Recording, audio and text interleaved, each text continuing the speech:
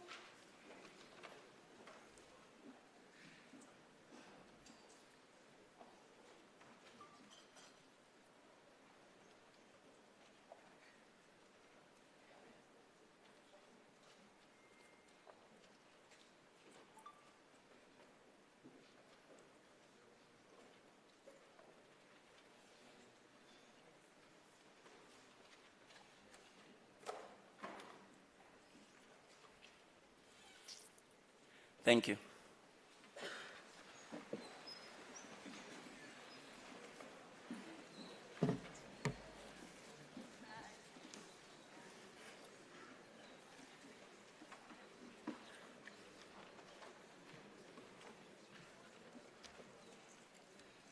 Yeah.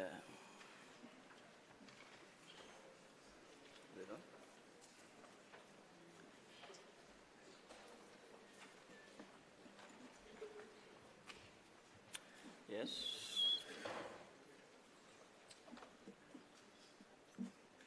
Okay. Thank you. Technology is a bit of a challenge right now, so we'll work from the podium. Welcome, everyone. My name is Cornet Tabiso Mamabolo, and I'm actually quite excited to be here. I'm so excited to be here to be part of one of the biggest youth conventions that is happening in our country, where young people will actually be learning a lot from trade. My name is Cornet, and a lot of you know me as an actor from a show called Skim Sam, and recently on a show that is on DSTV called The River, where I was playing the character Lerumo, the serial killer. But there's more that I do. There's more that I do. I'm in business. In the year 2014, there's a company that I established, an insurance company called Digny Financial Services. At the inception of the company, what we were offering was just the sales of funeral policies, and we've managed to grow over the years, where we are now offering comprehensive insurance products, health insurance benefits, and through our CSI, there's a recent program that we are doing for the young people, and the name of the program is called Take a Boy Child to Work. And we've intentionally focused on young boys that are not doing well in schools, because the majority of programs that get into the high school environment, they only prioritize those that are doing well. But an exciting one for me as well is a program that we're doing under National Skills Fund through our sister company called K1 Consulting Services, where we have 738 young people in Ikuruleni that we are training on ICT, alternative housing, civil and construction, where we are also training them on cold room. And these are young people, actually they are in some of our beneficiaries are in the crowd there wearing red. We've got a responsibility to be training them and also making sure that they find employment in the labor market. Now, on a lighter note, this is what is exciting for me more, actually, is the fact that I will be hosting this amazing convention with a goddess, a learned friend, and Miss South Africa 2022. Let's give a round of applause for Ndabi.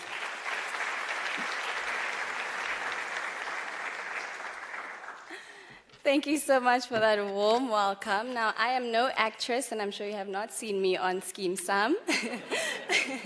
But I am Miss South Africa 2022. My name is Ndabi Nukeri, and I'm not only here to represent the beauty of South Africa, but I am a BCom Investment Management degree graduate from the University of Pretoria. I previously worked in angel investing as well as in asset management before I was crowned Miss South Africa. And during my reign, I have focused all my energies towards working with youth development by focusing on educational inequality. I have launched a campaign called EduNite, where we focus on bridging that gap through visiting these schools and ensuring that every learner, no matter what corner of the country they come from, they get all the opportunities that they need and receive a quality education. But that's not why we're here today. Today we are here at the 2023 BRICS Youth Trade Convention to talk about everything that the youth needs to trade in Africa.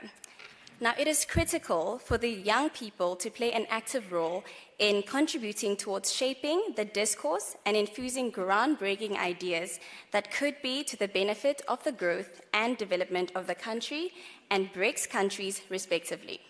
Now, that is why we're here today, creating a platform for young people to engage the 5 BRICS chairship priorities. Now, getting more young people to leverage on opportunities that are brought out by the African Continental Fair Trade Area is important for us and for them to understand that the aims and the objectives of the agreement are for them to be able to form part of the regional value chains. Now, let's work together to create a network of young people that can exchange ideas and expertise on how to grow in their trade. Now, to do the opening remarks, I'll be calling forward a representative from the NYDA. She's the Executive Deputy Chairperson of the NYDA and a Deputy Chairperson of South Africa's BRICS Youth Association, Karabo Mohale.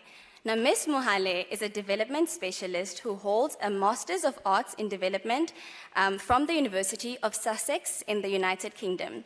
She was appointed by the President of South Africa through the recommendation of Parliament to serve as the Executive Deputy Chairperson of the National Youth Development Agency, and she is responsible for investment and special projects in the agency to drive transformation and socio-economic inclusion of young people. Ladies and gentlemen, Ms. Karabo Mohale.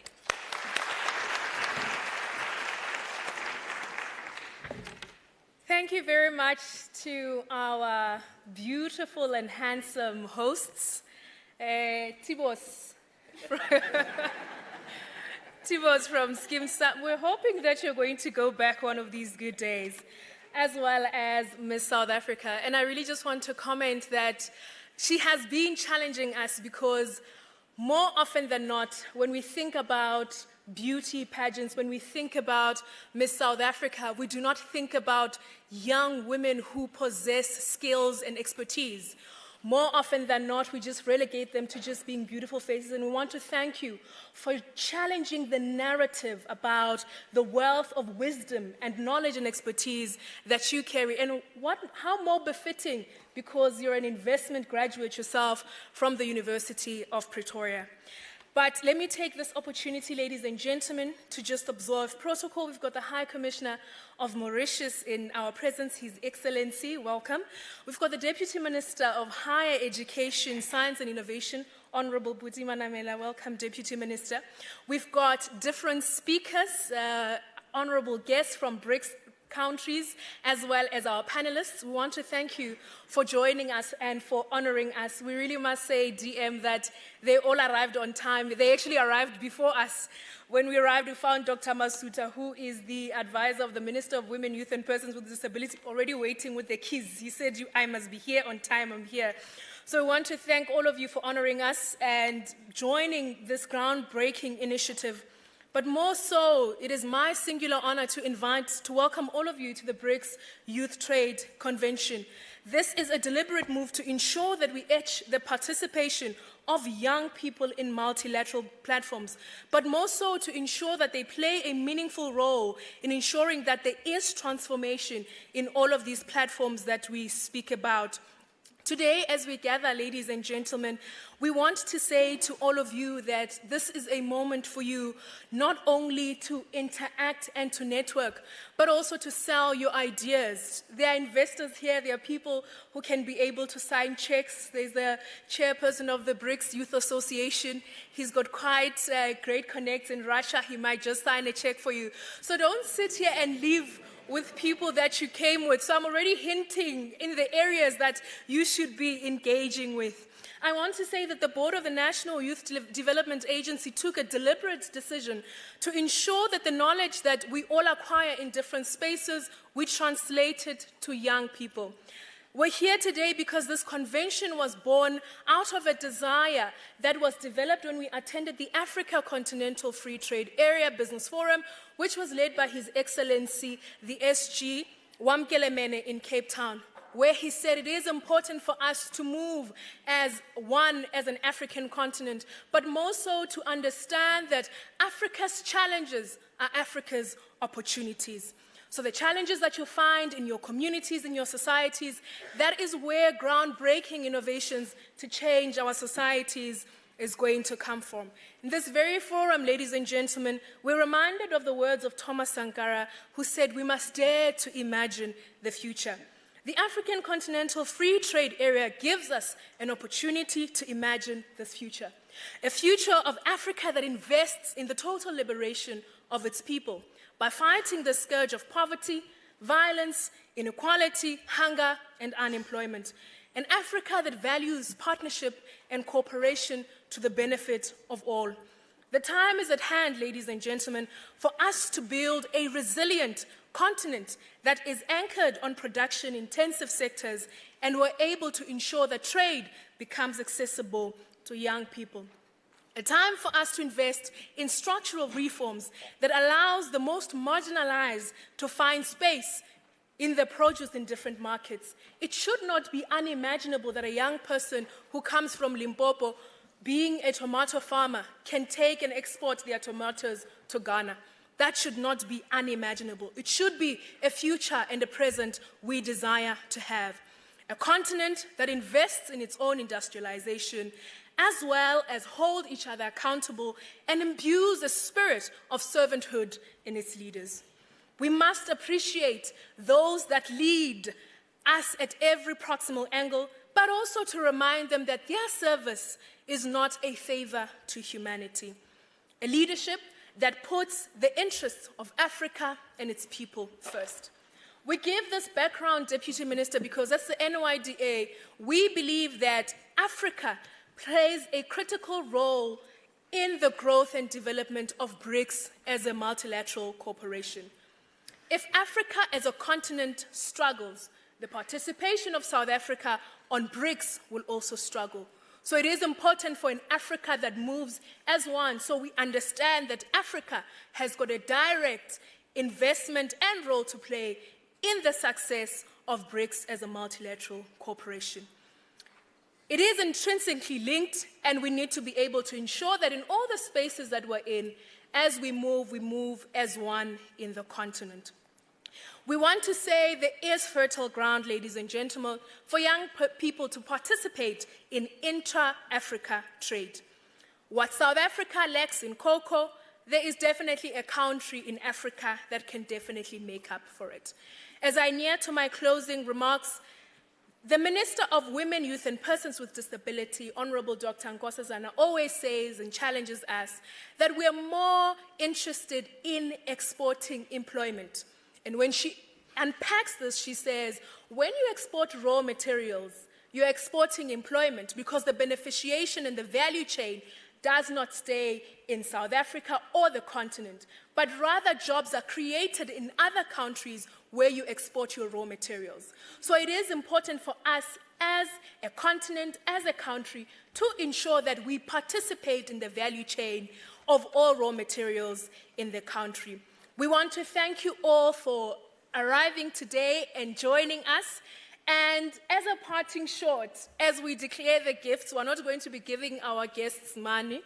As we declare the gifts, we just want to say, Deputy Minister and Honorables, that we have been challenging ourselves as the National Youth Development Agency to ensure that every opportunity we get, we support young black people in the line of work that they do. So for our guests, we're going to be giving them a bottle of honey that is manufactured by a young person who is also a beneficiary of the NYDA, Mr. Dimpo Xaba. So you're all going to be receiving a bottle of honey. We're also going to be giving this book that is written by Ayabonga Kawa, who's one of our panelists, a young person from South Africa as well. So with those few words, ladies and gentlemen, as the NYDA, we want to say that we want to not only talk the talk, but walk the talk. Thank you very much.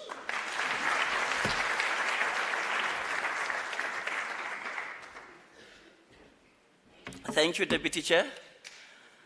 There's a lot that I've actually managed to get from a speech, and I think I'm just looking in the crowd and I'm wondering if people are taking notes. And I'm wondering if people are really taking these key notes to make sure that if you are in business, you start applying some of the concepts that are going to be shared on this platform. A need to network. We should not take this light. The Deputy Chair just said that we might be signing off checks. So you might meet somebody. You might meet somebody in the crowd that will really make sure that you go home with a check. We've got speakers. They will be having about 15 minutes on stage to do their presentation. Right now, what we're going to be called on stage, we'll be calling in Mr. Ben Jubet. Mr. Ben Jubet is a South African diplomat with an extensive experience in foreign policy. He's a South African sous Sherpa for BRICS, IPSA, and an alternative senior official for Indian Ocean Rim Association. This amazing gentleman was an acting chief director for Latin America and the Caribbean. Can you please welcome on stage by giving him a round of applause?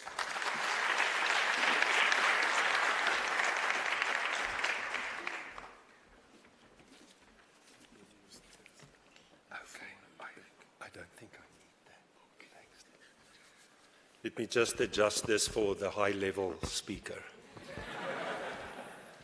Let me start off just with the protocol. High Commissioner, Excellency from Mauritius, good to see you again. Our Honorable Deputy Minister Manamela, it is an honor to be here in this event with you. Madam Deputy Chair, Karabo Mohale, as always, a very good pleasure and honor to share this event with you. Let me just maybe stop there and say, distinguished panelists, ladies and gentlemen, I'm looking at the audience, and it's always encouraging for me to see that there's such a lovely balance between the genders. We should not forget in this exercise, whether it's this one or wherever we go, that we involve our ladies. So I look at this and I'm very, very proud to see, and I want to congratulate the organizers of this event for making sure that we are truly inclusive as we talk about something so important as gender, as trade. Of course, I have a few notes, and I want to thank Zandi for assisting with this. But it starts off to say it's an honor for me to be invited to this engagement with our young people to reflect on South Africa's priorities for its BRICS chairship for 2023. I think we needed to adjust this.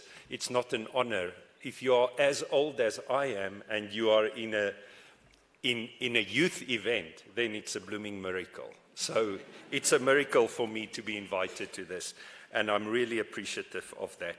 Allow me to take this opportunity to thank the NYDA for convening this Youth Trade Convention and making it so inclusive, as evident by the distinguished panelists. At the outset, I would like to express my deep appreciation for the continued engagement and support offered to the BRICS partnership from our young people, who are an integral part to the attainment of our agenda. Of course, young people are at the heart of innovation, and they create solutions to many of our developmental challenges. It is for this reason that we find a gathering such as this befitting as we reimagine a global governance system which is inclusive, that young people drive these conversations. We stand ready to support the NYDA and other youth formations to leverage the opportunities offered by our BRICS partnership. This year, BRICS celebrates 15 years since its establishment. BRICS has shown unwavering commitment to strengthening the framework of mutually beneficial BRICS cooperation under 3 pillars. And as you know, those pillars are the government and security pillar, the one relating to business, private sector, economic, financial issues, and then, of course, the people-to-people pillar. And that one for us is extremely important because that is where you fit in on the third pillar, So these pillars, of course, then work together to strengthen the implementation of the 2030 Agenda for Sustainable Development. As we reflect on our partnership, we are proud that BRICS has emerged as the legitimate voice of the Global South and a critical player in shaping global governance. This is evident by the number of countries who have expressed interest in joining BRICS. So I think it is important that we, and I want to stop here just for a moment to say, BRICS for us is an organization of a formation of the Global South. And that is where we identify. That is where we find our space on the global agenda, in the Global South. And the fact that we have stayed true to those values in the Global South by ensuring that we include all the countries of the world in the world system. Let's call that world system a multilateral system, whatever you want to call it. That system should be inclusive. So what BRICS is doing is not trying to create an alternative. We are there to support the Global South to ensure that we are truly inclusive. And because we are a voice to make sure that we include all the countries in the world, especially the emerging developing countries, we have stayed true to those values, and that is why we see now that almost 20 countries in the world would like to join the BRICS formation because of that commitment to our global South values. South Africa took, of course, over the chair from our colleagues, the BRICS, because we follow the acronym on 1 January 2023, and we must admit that both nationally and globally, the environment, the geopolitical environment, the economic environment is extremely challenging. The conflict in the Ukraine and the world's unilateral sanctions have battered economies that were struggling to recover from, struggling to recover from the COVID pandemic.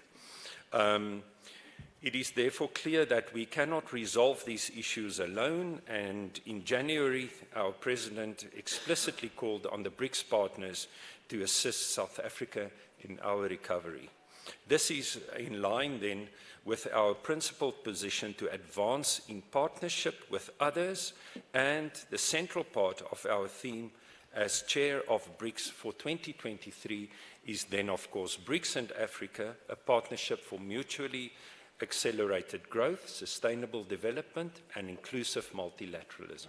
So once again, you see our foreign policy playing out in terms of our focus in Africa, and that is why we also have Africa in our theme.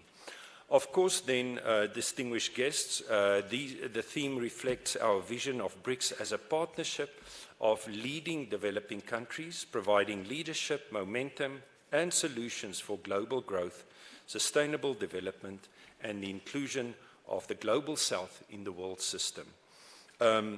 Briefly, Karabo mentioned this, but we have five priorities this year. The first one refers to equitable just transition. So, of course, we all know that just transition is a big word in terms of our energy goals. However, this transition, we decided that we should put equitable in front of this transition phrase, because whatever we commit to should not be to the detriment of the development of our people. So we are ready to work to find solutions to transformational energy change, but that should not sacrifice whatever we are trying to do for the development of our peoples and our constituencies.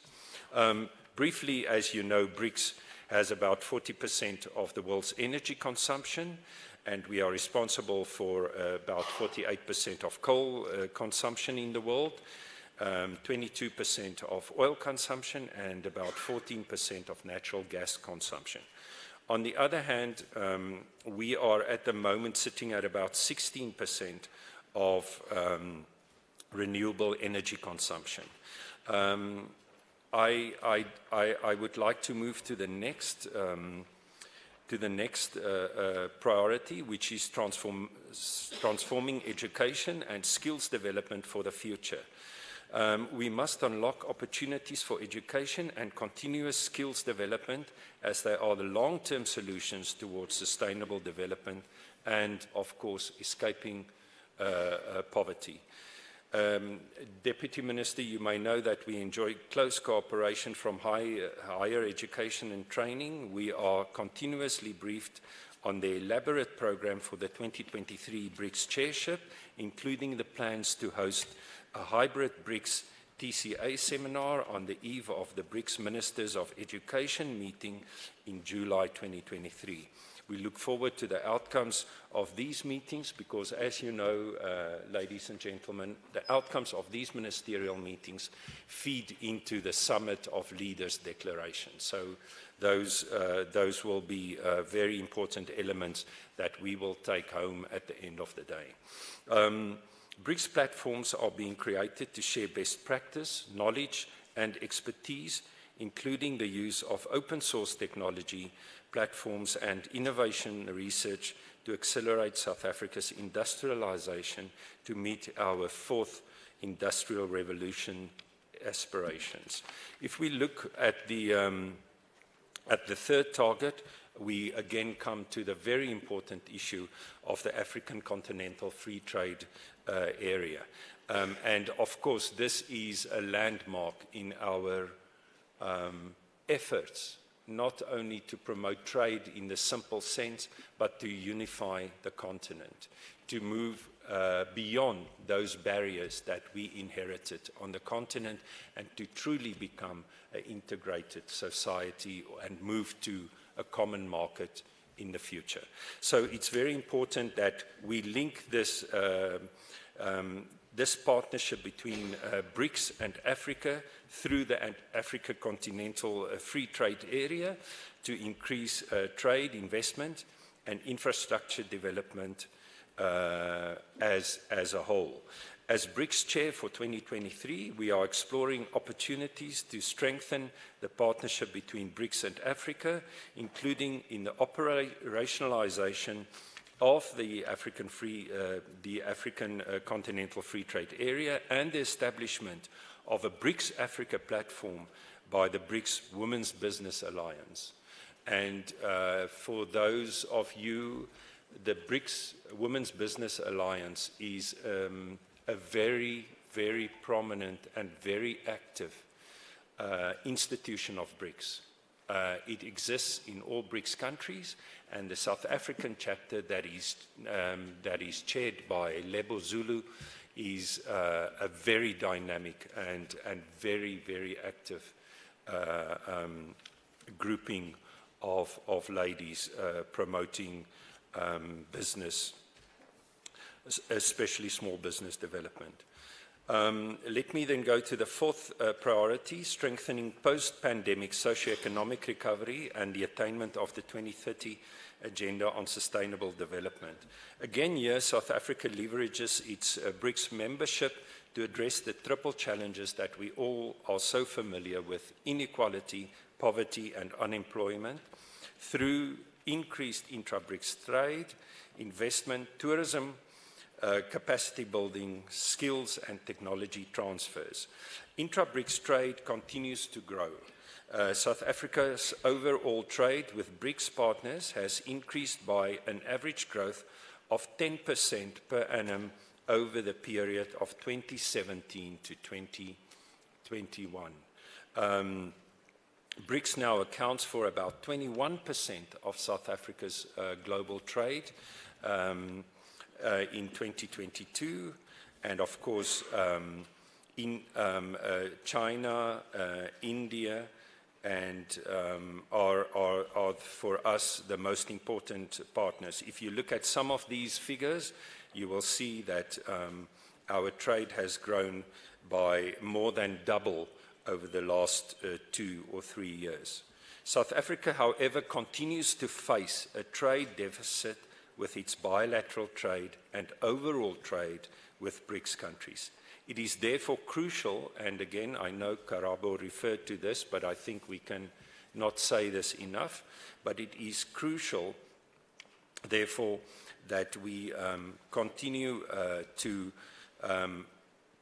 use every possible means that we have, including all sectors of society, like the youth, to take advantage of the opportunities presented by BRICS to sustainably advance trade with BRICS partners. We stand ready to hear your proposals on how we can improve our balance of trade and where we should leverage our competitive advantage. BRICS is strengthening collaboration in catalytic sectors such as energy, information technology, science, technology and innovation, agriculture and the green economy. These are all important sectors identified in South Africa's economic reconstruction and recovery plan. Perhaps let me move to the fifth one, which is strengthening multilateralism, including working towards real reform of global governance institutions and strengthening the meaningful participation of women in peace processes. I think that title of the fifth priority says it all. And again, it comes back to the idea of gender elements in our priority, because we focus not only on achievable global governance reforms, but also on the marginalization of women in peace processes. Very briefly, those are the 5 priorities. As you can imagine, I can stand here and be talking for hours on this and engage and become very emotional and very spirited in this discussion. But let me just say to you, we are going ahead and we are planning to host the Summit of Leaders. Our President Ramaphosa will host this 22 to 24 August. And we know that the world's looking at us. We count on the youth to support us.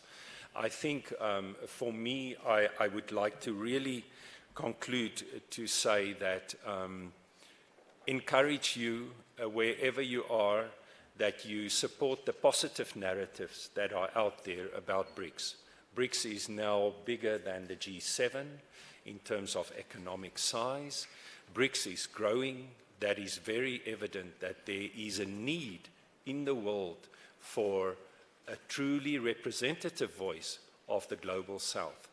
And that is why we see so much interest in countries wanting to join BRICS.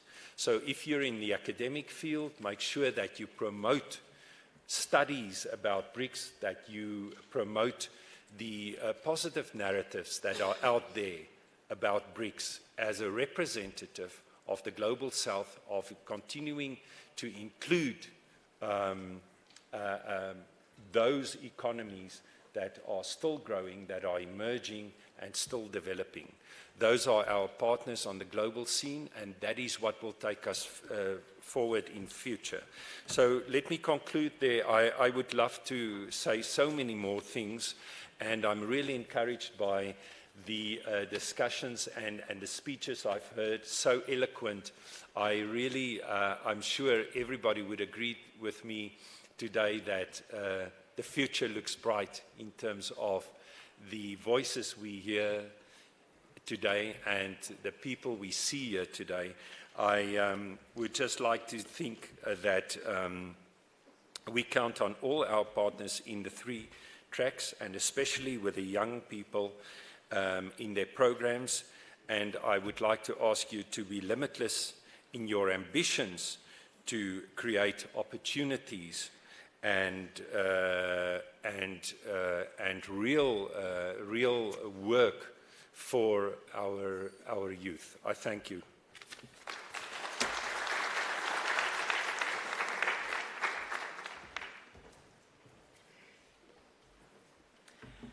Thank you.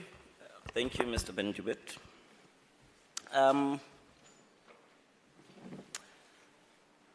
Right now, we'll call in Mr. Morgan Mahlangu to come on stage and address us on safety. I don't know if they anywhere closer before we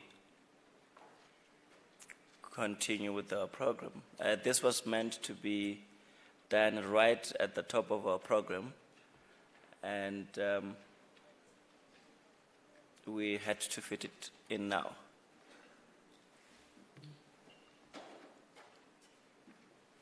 Okay, if the, are they not yet? Okay.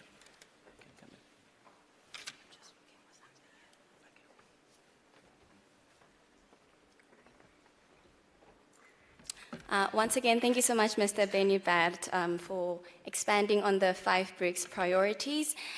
Before we go on, we will be moving on to speak on the Intra-Africa Trade Fair. I'll be welcoming Mr. Papi Luzala, who is at RX Africa, and he is a commercial and government affairs manager who was part of the RX Africa team that have successfully negotiated and won the bid with Afrixim Bank for the management of the Intra-African Trade Fair 2021 held in Durban, in South Africa, which was the largest trade fair of its kind ever held in the African continent, where over $42 billion in trade and investment deals were signed. So this is the man to talk to today.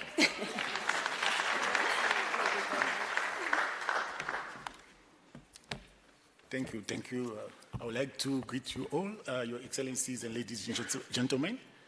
As the program director said, my name is Papi. I'm part of the RX Africa team that work hand in hand with Afrixim Bank for the organization of the 3rd edition of the Intra-African Trade Fair. Before I go any further, I would like to all invite you to the trade fair, which will be taking place in Cairo, in Egypt, later this year. And as the program director has mentioned, the Intra-African Trade Fair, it's an initiative of Afrixim Bank, the African Export-Import Bank, as well as the African Union. Of course, we work closely with the AFCFTA Secretariat in Ghana to organize this important trade fair. My presentation won't be long, so I'll try to keep the 15 minutes that Karabo has allocated to me. I don't know my PowerPoint. Okay. The IATF, we normally, as you saw in my first slide, we normally refer to it as the FCFTA marketplace, which has quite a number of objectives. And some of the objectives for the Intra-African Trade Fair include to bring together continental and global players to explore business and investment opportunities in Africa, to serve as a marketplace where buyers and sellers meet and explore business opportunities, to provide a platform for B2B, which stands for business to business, and B2G, which stands for business to government exchanges, as well as the development of business opportunities, to share trade, investment, and market information, and to identify solutions to address the challenges affecting intra-African trade. And lastly, to share information about Afrixim Bank initiatives, trade finance, and facilitation intervention. As you know, Afrixim Bank has taken the leadership among other institutions across the continent to drive cross-border trade in Africa. Of course, as a bank, they took a lot of initiatives which are very much financially orientated because they are a bank. But for instance, they've launched a product called the PAPS, Pan-African Payment System, which is a payment system that allows businesses in Africa to trade, to pay one another without going through the USD. So among those initiatives, they decided in 2018 to start an exhibition, which is the Intra-African Trade Fair.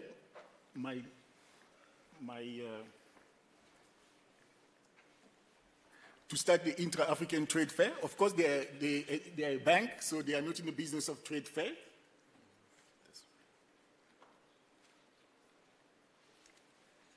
Thank you.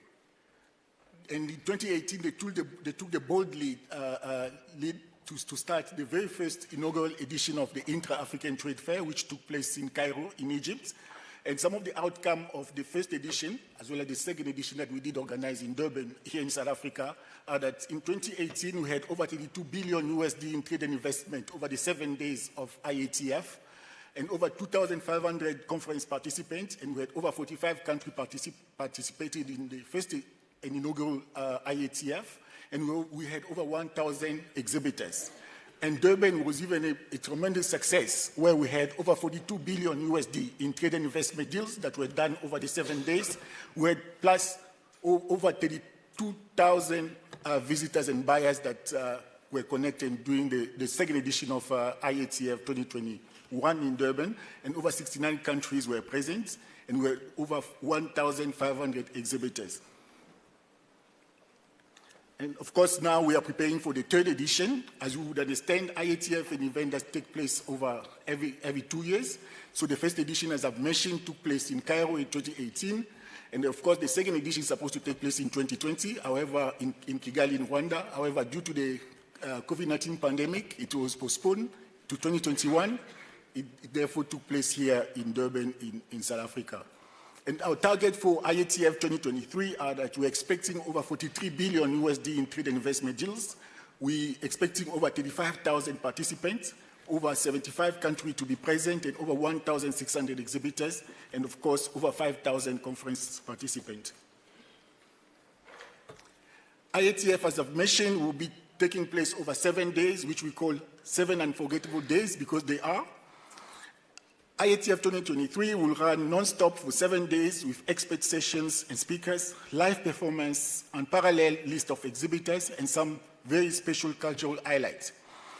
And IATF 2023 is made of what we call 8 vertical, or a key component of IATF 2023, which will include trade exhibition, a trade and investment forum, a creative Africa nexus, a B2B and B2G engagement, IATF virtual, country days, IATF AU Youth Startup, as well as the IATF Automotive Show. The trade exhibition will be made of speed networking sessions, B2B and B2B exhibition, pre-scheduled appointments, online and on-site business matching, and the Hosted Buyer program, which is one of the key programs that we are running for IATF 2023. Again, as you would have understood, IATF is a multi-sector event which targets various industries across the continent. As long as you have a product to sell, and as long as your goal is to access the integrated market under the AFCFTA, IATF is your place to be as an exhibitor, as a visitor, or as a delegate. And some of the key industries that we are focusing on for IATF 2023 are listed here. Due to time constraint, I'm not going to go through all of them, but as you can see, we're targeting industry such as agriculture, agribusiness, the automotive industry, the diaspora, which is the 6th region of our continent. The financial institutions are invited, the ICT and infrastructure innovation, and so forth. The visitor profile of IATF will be drawn from government, private sector, associations, agencies, parastatals, academia. I'm happy to hear that among us there is a lot of academic, research institutions, NGOs, financial institutions, DFIs, as well as other developmental institutions across the continent and beyond. And of course, as I've mentioned, the diaspora. In 2021, we had the opportunity to be graced by the presence of 7 heads of state and government from across Africa that attended the last edition that we organized in Durban. As you can see on one of the pictures here, we had the President Buhari, the former president of Nigeria. President Cyril Ramaphosa, of course, was there as the host country. And President Obasanjo is our chairperson of the council for IATF, so we report to him every now and then whenever we have our advisory council meeting for IATF. And as you can see, it was during COVID-19 pandemic, so all the pictures you can see, everybody were wearing masks.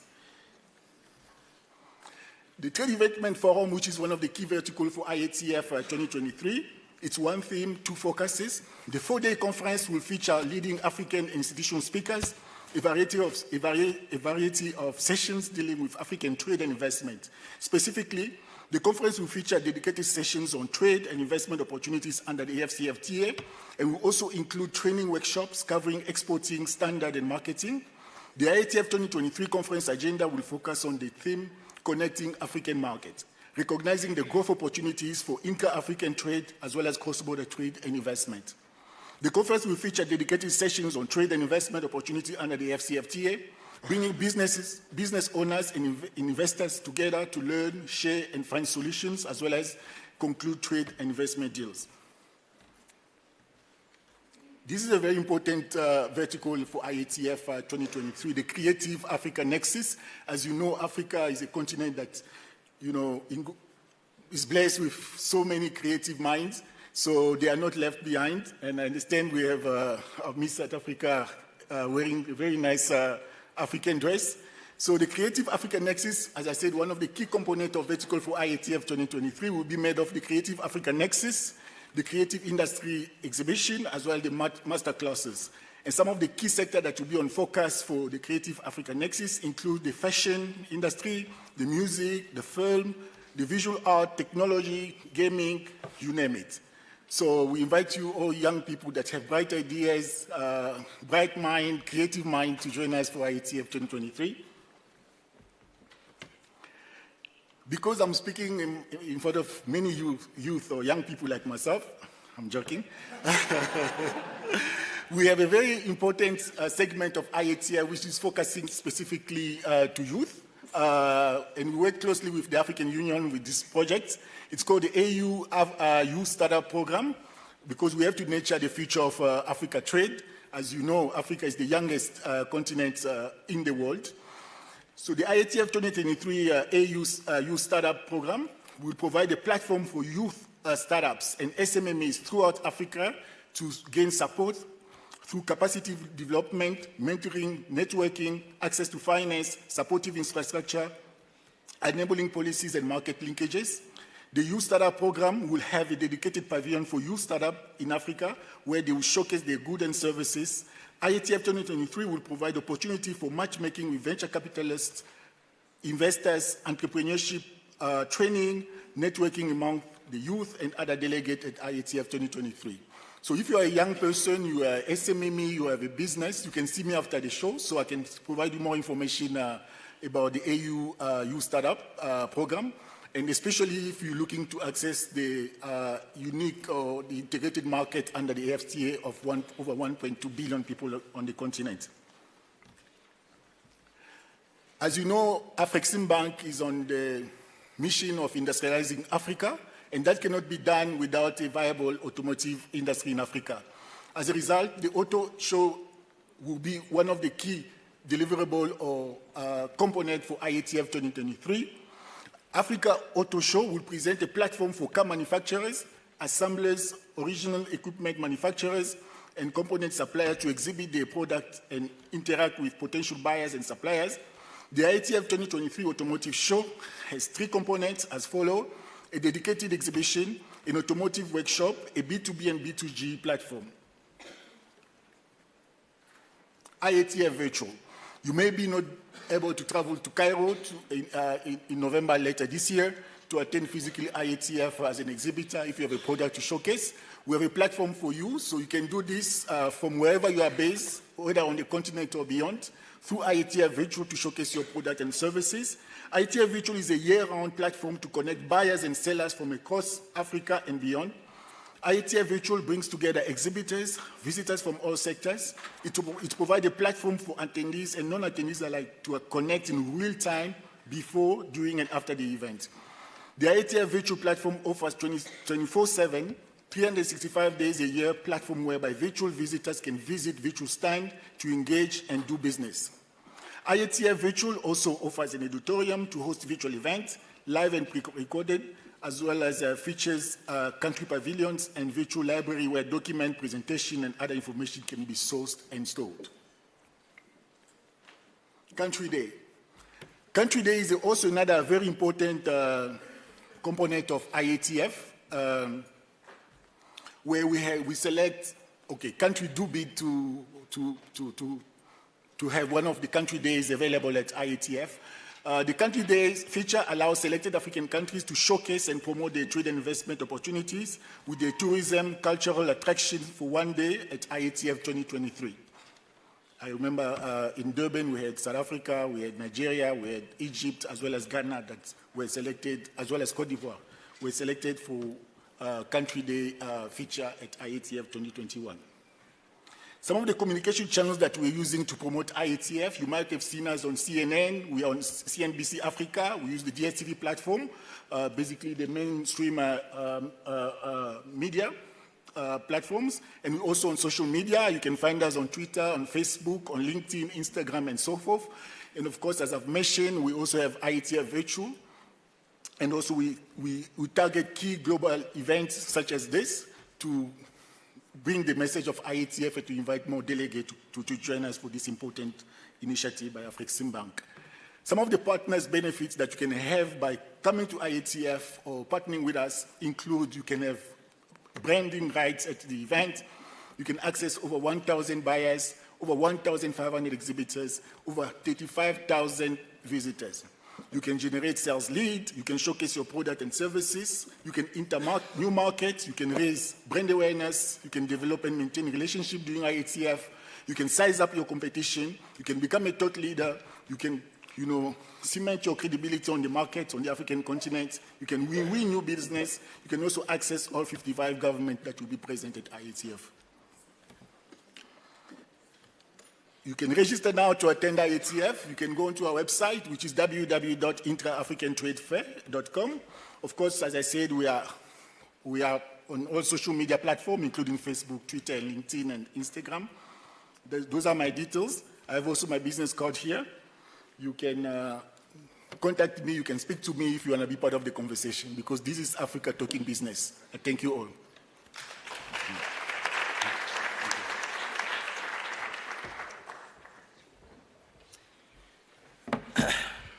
Thank you, Mr.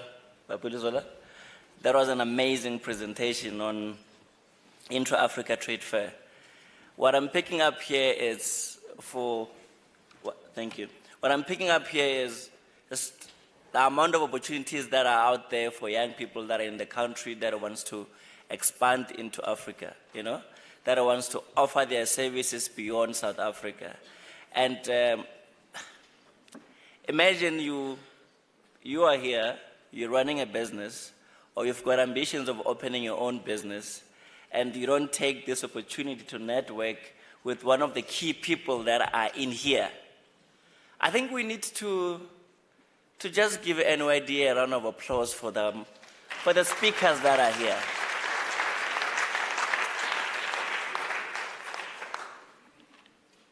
This is a rare opportunity. I'm going to call in Mr. Lennon Munyai to come on stage. He's going to be our moderator. We have 2 panels today. So this will be our first panel.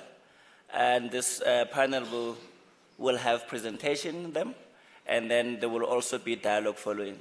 So please, as I'm just asking that this becomes an informative convention, It becomes one of those conventions where when they go home, they're going home with something that they will actually use to better their lives. Let's give Lennon Munyai a round of applause as they're coming on stage.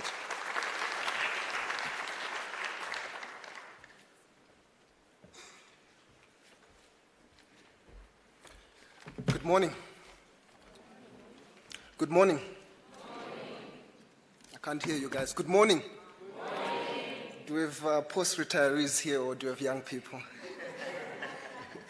It's an absolute honor for me to be here moderating the first session. Just a little bit background about me. My name is Lennon Munyai. I work for the African Union for an organization called the African Peer Review Mechanism. We are based in Halfway House, Midrand, South Africa. South Africa hosts 3 AU institutions, the NEPAD agency called AUDA, the Pan-African Parliament, as well as the African Peer Review Mechanism. Now, the African Peer Review Mechanism is responsible for promoting good governance on the continent, for peer learning, as well as promoting Agenda 2063 and the global SDGs. In my responsibility, I connect young people. I'm a researcher and a youth liaison officer. On an annual basis, we host what's called the APRM Youth Symposium.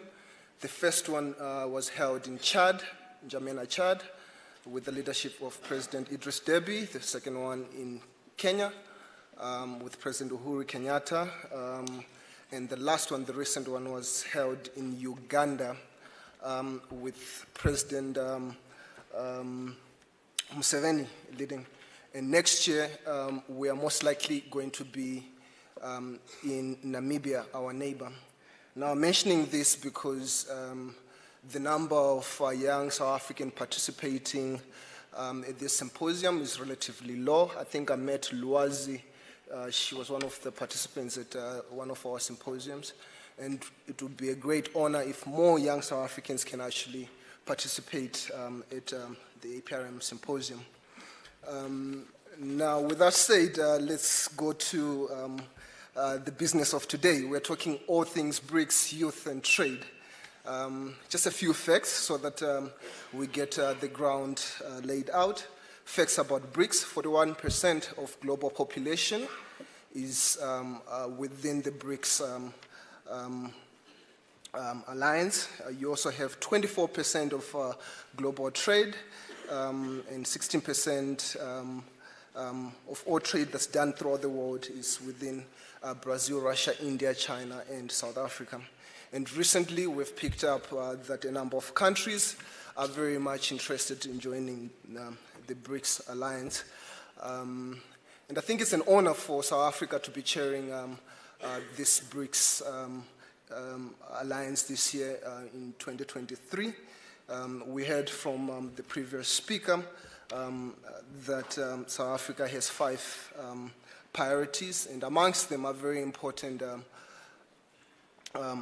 issues such as people-to-people relations, trade, post-COVID-19 recovery, skills development, and balancing sort of global trade as well as global governance.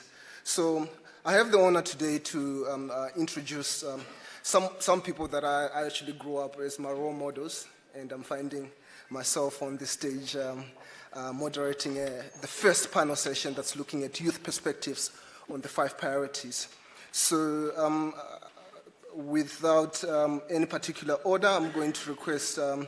Ayabonga Kawe to come on the stage, Ms. Stella Nomanhle to come on stage, MMC Nontuoko Nglubehle to come on stage, and Dr. Morris Masuta. Please, I do apologize if I have butchered your surnames. Please do come on stage. Please join me on stage. Thank you.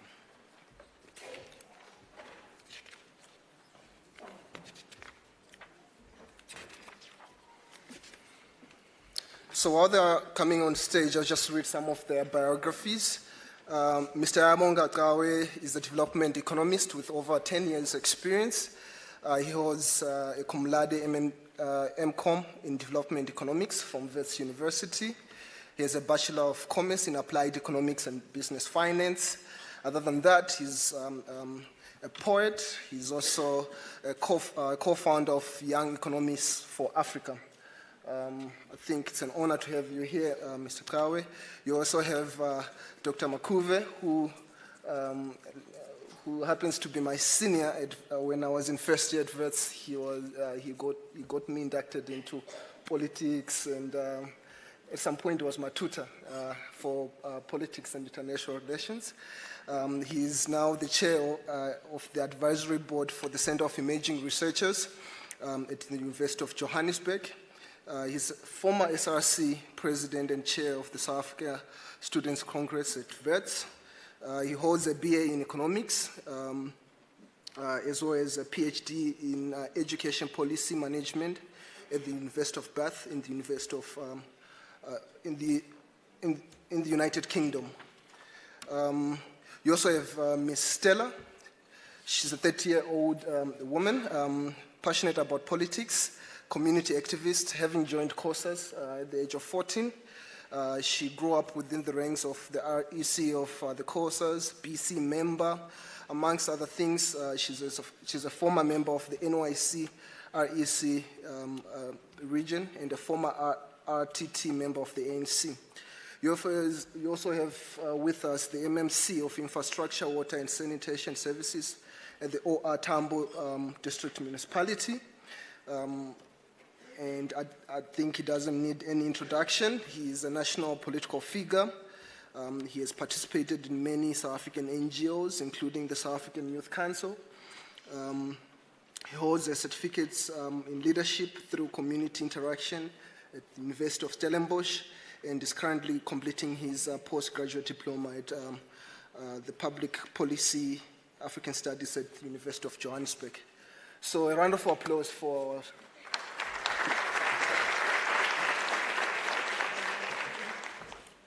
Now, with that said, I'm just going to request our speakers to give us their opening shots.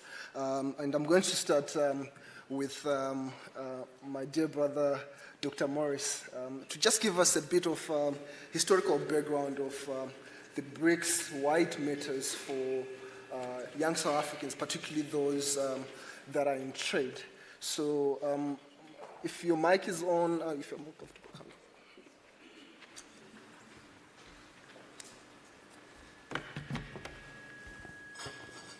Yeah, good morning. My name is Mukobe. When I got the invitation from the NYDA to hear about, or to talk about BRICS, I thought diplomatic spaces are really for diplomatic people. I struggle to be diplomatic about any matter that I participate in, so if I say any undiplomatic thing, just remember I don't actually belong here.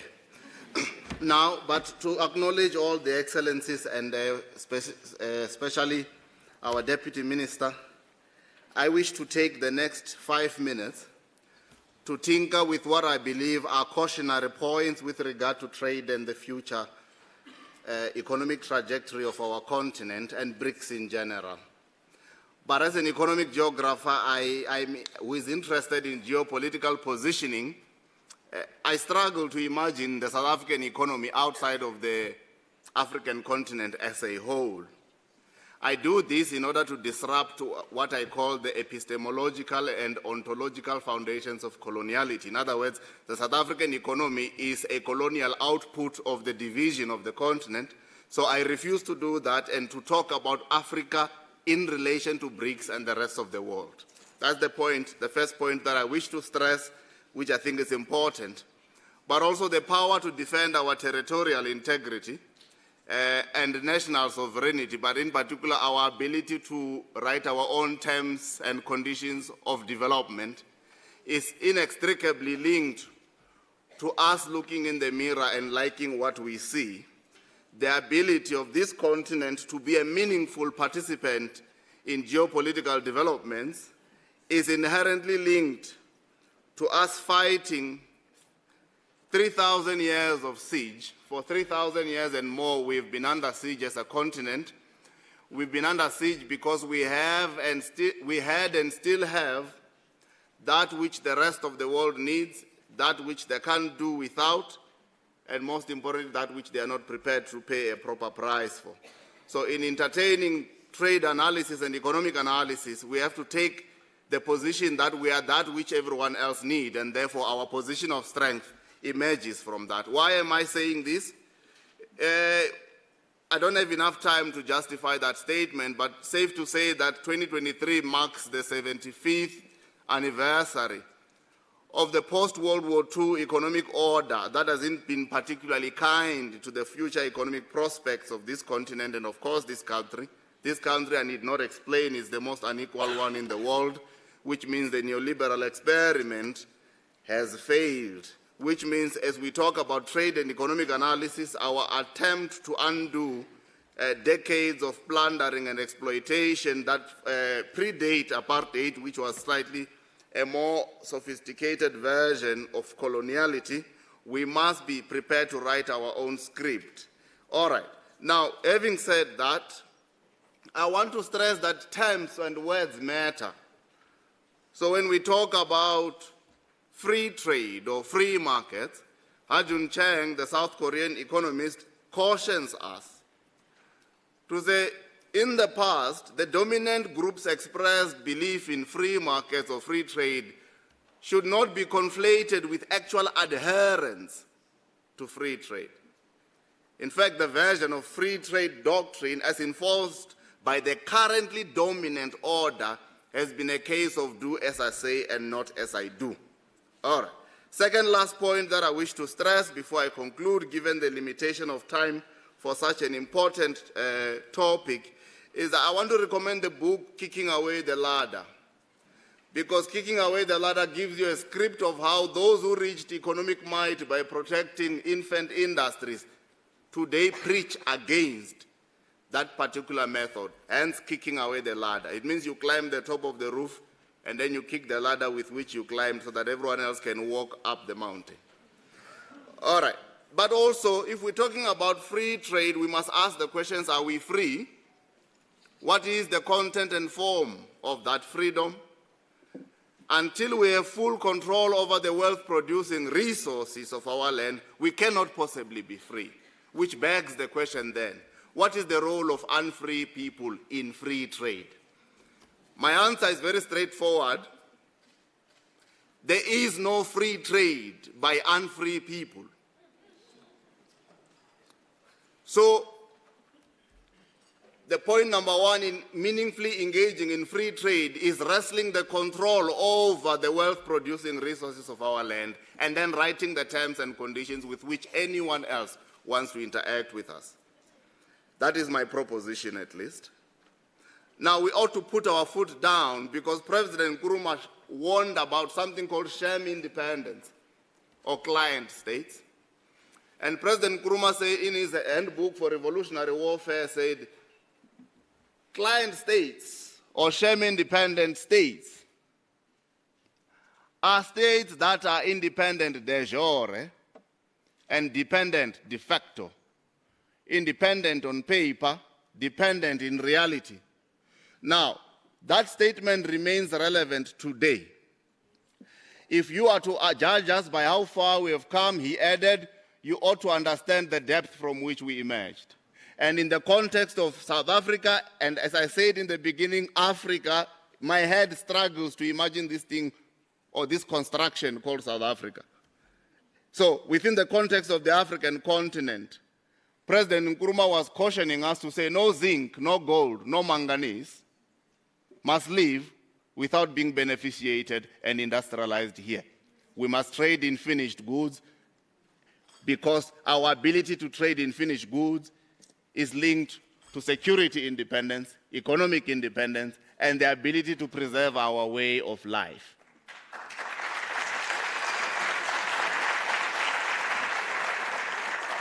So, in conclusion, I'm a teacher there by the University of Johannesburg. I earn a salary from Deputy Minister Manamela. So, if anything I say here gets me fired, I will be by the corner of the CSIR there saying, PhD from the UK, job, please. Now, that sounds like a joke, but actually, I want to say something related to that. I've been following Uganda and much of the East African regions and how they are revolutionizing economic freedom. You see, I want to put a proposition here and leave. Our preoccupation with the state of unemployment in the country is informed by something. People get employed in order to serve their livelihoods and experience what is called basic security. But could we subvert the impact of unemployment without necessarily giving someone employment? I want to argue we can. We can subvert the might, the undue and problematic might of unemployment by preaching a new curriculum that suggests that goat farming might very well be better than astronomy. That is to say, if we send our deputy minister to go secure offtakes and the leadership that just spoke now, perhaps for the next 10 years we must be turning South Africa into a goat breeding capital of the world. That way, when livelihoods are restored and wealth is created, the absence of jobs stings less. It's only because of time that we pause here, but thank you for the opportunity.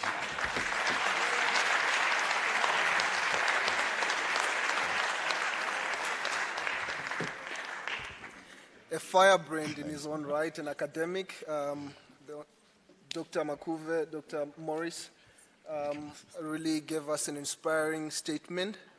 It gives us, I think, a philosophical understanding of South Africa's positioning within the global arena and within the BRICS. I think Africa this year is actually blessed because in East Africa, in Uganda is also chairing the non-aligned movement. We are people of the Bandung Conference, people of the developing South. So it's an honor that this panel discussion starts with a philosophical understanding of what BRICS is. And we are chairing the BRICS Alliance in a time of global crisis that has emanated out of the changing geopolitical climate of the continent, of the world, I mean. We're also chairing while recovering from the COVID-19 pandemic, which combined with the global crisis of the Ukraine-Russia conflict has resulted in rising cost of living, has exacerbated youth unemployment. On the African continent, we're also faced with the conflict in the east of DRC.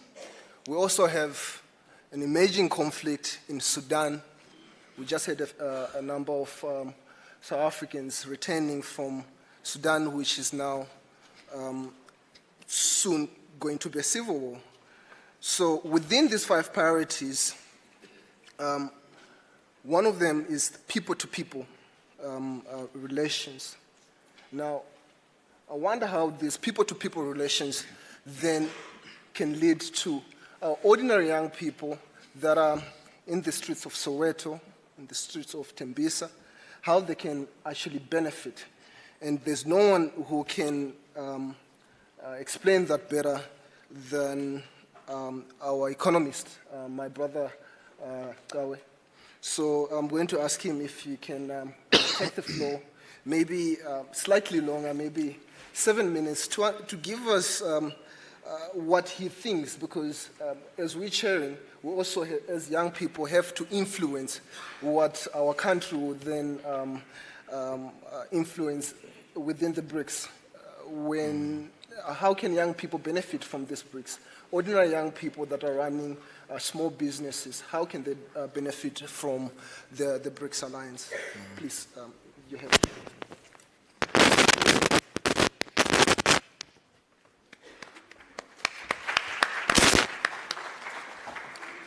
Thank you very much, Program Director. As I come up, all of my technology and paraphernalia is seeming to leave me. So, you can take a peasant from Chris Hani region out of Chris Hani, but it seems the peasant tendencies don't leave. Thank you very much, Program Director. My brother Morris is a very hard act to follow. But I think a lot of what he has said, in effect, has certainly laid the basis for what I want to talk about. I think the starting point is that we have to contend with our reality. We produce things we do not consume. We consume things we do not produce. That's just the starting point. As the program director introduced me, I'm an economist by training. I work at the International Trade Administration Commission, where I'm the chief commissioner. And it's an institution that this year celebrates 20 years in existence. And in many of its varied forms celebrates a century now. So since the formation of the Union of South Africa in 1910, about 13 years later, they then formed a board of trade or a board of tariffs and industry. And it subsequently later became ITAC, which I'm at the helm of. What we do is quite straightforward. We investigate tariff amendments. We consider issues of unfair trade, which includes dumping. So where an entity somewhere else will come and sell a product in your country at a price lower than the cost of producing that product in their own country. And we also regulate imports and exports. And one of the most interesting things we are doing at the moment is around administering the regulations that are regulating and limiting the export of scrap. We all know the impact on our public infrastructure that is arising from this question. But let me come, I think, to the issues of the day. My brother Morris speaks about us not understanding anything of what we have here if we don't start at the colonial basis of our society. And I think even in terms of trade, we are still there. The colonial terms and basis of trade still confronts many of us. Many of us live in economies that primarily export primary commodities in unwrought and unprocessed form. And we also import manufactured intermediate inputs and goods and final processed goods in return. And you can imagine that you cannot plan for any advance on a long-term basis of any society if the main thing that you produce, you have no say in how it is priced and under what conditions it is priced. So you can plan for as much as you want, but if you don't know what the copper price is going to do in Zambia tomorrow, you might be in trouble as a policymaker in Lusaka. If you don't know what the gold price is going to do, or what the platinum or manganese or zinc price is going to do as a policymaker in South Africa, you are going to make all manner of estimations. And I think our work as young people needs to confront this reality. How do we rid ourselves of this deepening colonial terms of trade that we have in our society? In South Africa, we have said, certainly since the Reconstruction and Development Program, that our trade policy rests on two things. The one is that we want to continue to secure favorable terms of access to our traditional markets.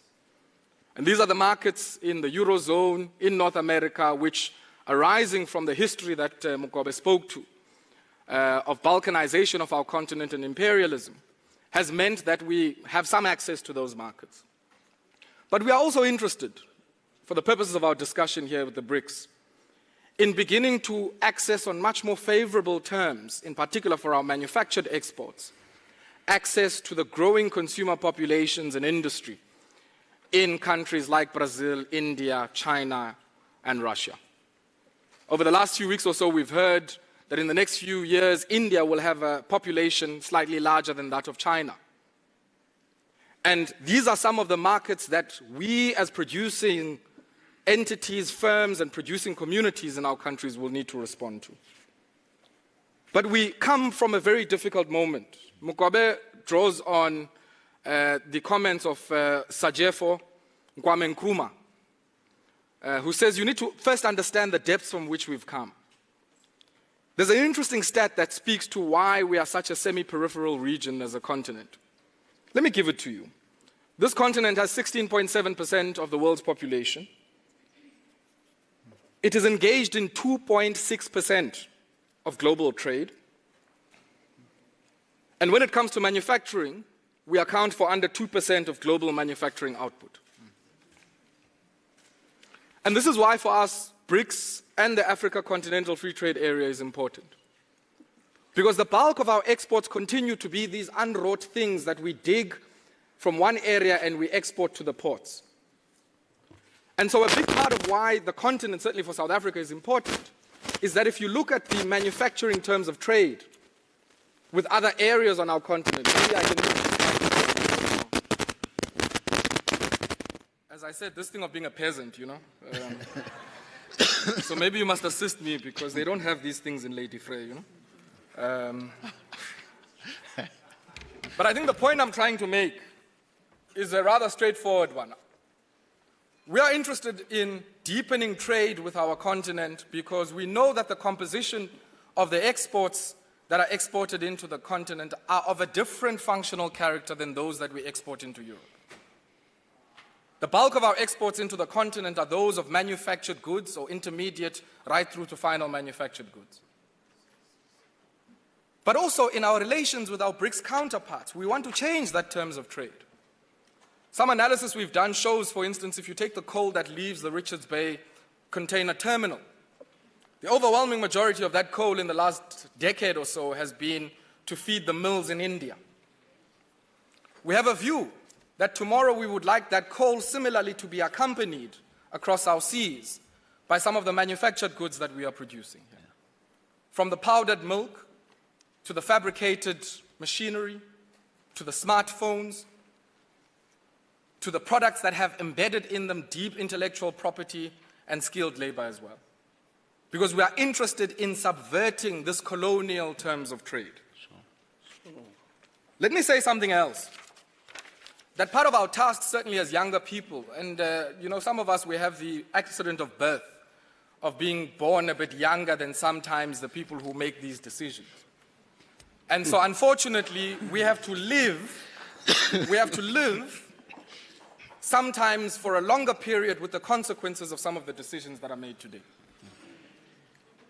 Now that places a very particular responsibility on us of proactive action to undertake what I call institution building that will complement this grand vision of our BRICS and the AFCFTA. Let me make some examples.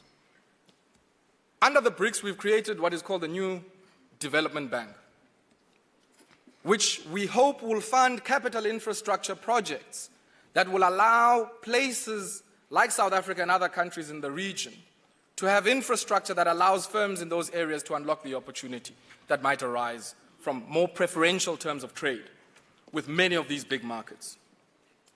But similarly, we have to think through other institutions. How do we harmonize in the product space some of the different product standards that arise? Now, if you go and speak to people in the citrus belt in the Sundays River Valley in the Eastern Cape, one of the big challenges they have at the moment in accessing the European market for citrus, a market we've accessed for more than 200 years in South Africa, is what are called sanitary and phytosanitary standards. So it's a standard that says if you bring this orange into this country, we undertake certain tests, and as a result, we won't accept it into this country. We need to harmonize that work now, before BRICS becomes a trade bloc, as we would hope in future. To say if that honey product produced by Bakoni there, that honey, if we want it to be exported to Sao Paulo tomorrow, must be able to be produced under conditions that would allow for its acceptance into the Brazilian market. These are some of the things that we need to reflect on. Similarly, I think in our own continent, this question of regional infrastructure, I think, is critical. Part of the history that we come from, and sometimes we fail to consider when we think of Afrophobia, xenophobia, or what I would call a very particular form of tribalism on our continent, is that we forget that a big part of late apartheid's geopolitics in the region was about destabilizing infrastructure, in particular economic infrastructure, that would wean those areas of the economic reliance on South Africa. The bombing of the Beira link that linked Mutare in Zimbabwe and the Mozambican coast is part of this. And then we are shocked when tomorrow we have a flood of people due to push and pull factors coming into our countries, trying to deal with these issues. So part of what I think we need to do, Deputy Minister, is to also harmonize these questions around training, accreditation, and of course labor market policies in our areas. Maybe a last comment, and as the program director, you had said you had given me 7 minutes. I don't know where I am now. I have 2 minutes. Perfect. Let me say something else. In the Southern African region, like many regions in the world, we have a peculiar experience of what many people call the resource curse. As I said earlier, the colonial features of our trade and integration into the world market was one where many of our communities were places to extract primary minerals and agricultural goods and add no value to them. I think we are confronted by a similar moment now in the path towards decarbonization of production. So if you think about new energy vehicles, if you think about decarbonizing hard-to-abate sectors like cement and steel, a big part of the mineral basis of that still hovers around us. Let me make a brief example. Copper, lithium, cobalt, and some of the other minerals we have here are critical in the battery minerals that go into new energy vehicles, or what we call electric vehicles.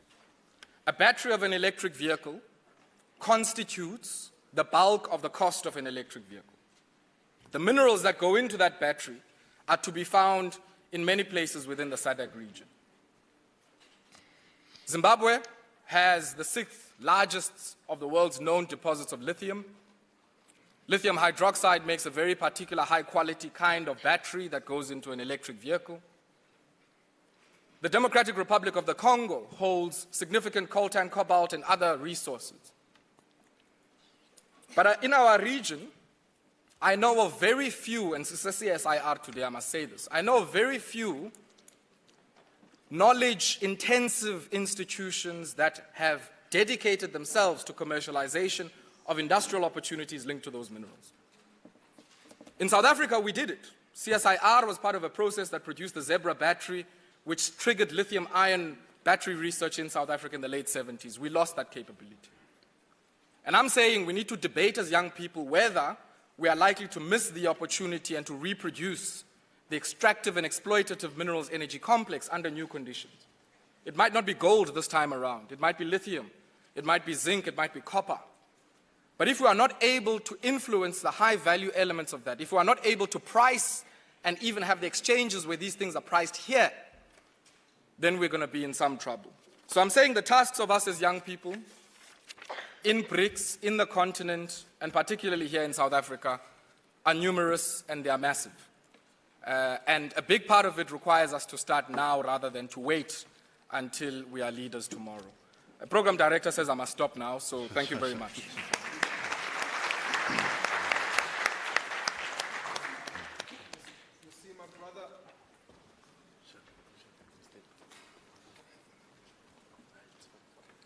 My brother Ayabonga has a book, one of the books that I hope some of our participants have a chance to actually get a copy of the book. He has so much to teach. And I'm very glad that he took the opportunity to also reflect on the African Continental Free Trade Agreement, the ACFTA, which is now based in Ghana, Accra, Ghana, and you have a South African who's actually leading it. So thank you so much for leading that discussion and giving practical ways in which Africa will benefit through South Africa's position within the BRICS framework. Now, I'm going to ask you participants, I know a lot of you are on your phones. I want you to take your phone. I'm sure you are connected to the internet. And the chair here will allow me, NYDA RSA is the Twitter page for NYDA. Opportunities are there at NYDA. It's your institution for young people, so follow it. The conversation that we're having here should not stay in this hall. We want them to go out to the rest of the country, the rest of the continent, and the world at large. So I don't know if there's a hashtag, but we can create our own. We can create hashtag essay. Maybe, Chair, you can lead me here. What hashtag do we have? Youth perspective. Okay.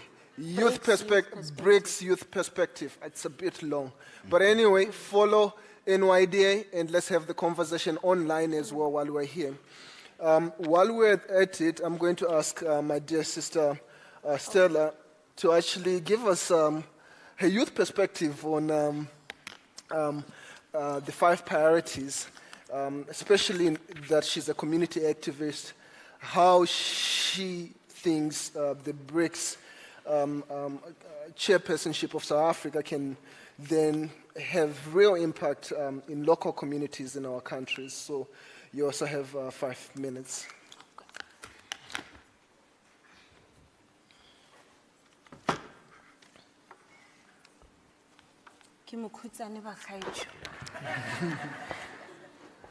But I'm also a high-level speaker, even if I'm short. Good morning, everyone. My name is Stella Lebohang Mondlane. I am from the city of Matlosana in a province that is called the Northwest, which accounts for 90% of the country's platinum. I am from a small city called Klerksdorp, which has got mines that are mainly responsible for producing gold. We also have the city called Lichtenberg that is producing diamond, and this is me trying to ensure that the guys that are holding the checks can come closer and say, let's talk, what is it that we can do in your city given that you are surrounded by so many mines. Now, invited by the NYDA, we were requested to We were requested to share a youth perspective on the 5 priorities. Is this thing working? Yeah. Okay. Thank you very much. To share youth perspective on the 5 priorities that have been outlined by our chairship. And the first one is around developing partnerships towards an equitable, just transition. And I just want to say outright that we cannot have a just transition if the employment of our people is threatened. That can't be just. And we need to be deliberate as government, as investors and different stakeholders in our discussions to say, as we move towards this just energy transition, what is it then that we are going to do to ensure that we are able to safeguard the employment of our people? The second priority is around transforming education, skills and development for the future. And I believe that as young people, we must agitate for young people to be exposed to different methods and tools of enhancing the economy and growing our GDP. Now, I'm saying this with particular reference to, and I think the colleagues that spoke earlier on, they have already made a reflection on that, to say that we are accounting for the bulk of minerals that are going out into the world, but we are not able to be developed in a way that we can actually process them in this country and be able to produce final goods that we can then sell to the world. And if you look at our current educational system in its form, it is not actually opening up for these different machines and new technologies to be learned by young people in order for them to be able to tap into that market, because as things stand, it remains untapped in our country. So we do need to transform our education system up to that level. We also need to talk about how we are brainwashed to believe that we must go to school, graduate, and look for employment, unlike becoming entrepreneurs ourselves so that we can actually become the employers. Our education system does not make provision for people that are creatives, people that actually want to use their talent to then be able to produce goods that will be consumed by the rest of the world. And it is important for us to agitate for that to change. DM Buti Manamel, in absentia, I'm sure that his people will share with him. And as we move towards, there's also a pillar that talks to benchmarking and sharing best practices. Bakaich, we must be honest about the state of our country in terms of infrastructure. When you drive, you hit a pothole left, right, and center. The sewer that is spilling in our communities is undesirable. And as members of BRICS, we must be able to say, the best amongst us must be able to help us for us to reach their level. We must not become part of these partnerships for international political muscle and all those things without actually being assisted to become a better country as South Africa. China has got best roads, infrastructure. They must be able to share with us what is it that is being done incorrectly. Because beyond the funding model, even though we've got a fiscal challenge, but beyond that is our inability to utilize the little that we have. Because before you even want to have more, you must be able to effectively deploy the little resources that you are having. So it is important for us to use these platforms to share educational practices and administrative ways of doing things that can assist us to have sustainable quality services for our communities. And the last point that I want to touch on is with regards to the socio-economic recovery post the pandemic. We have seen a number of graduates applying for the Social Relief Distress Grant. And that is an indication that the current setup is that of not being able to absolve graduates. Even if there is a call for young people to go to school and graduate and whatnot, and they respond to that call, coming back was still not able to absolve those graduates. Now, we must then make a request and say, eldership, we are in this state that we are in today, genuinely, because of experience. The Auditor General flags 64 municipalities in the country as dysfunctional, yet the people in those institutions have been there since the dawn of democracy. We must then ask, what is experience doing for us? Now, in as much as we are always engaging in legislation reform all the time and introducing new ways of doing things, we are tired of this thing that says young people must be allowed to enter entry-level positions when they don't have experience, because there's a provision to enter into performance agreements. Why don't we agree that because young people have went to school, they have acquired the knowledge and the skills that we have been agitating for them to acquire? We'll then open up this labor market and enter into these agreements and see if they will not be able to do better, because experience has collapsed us.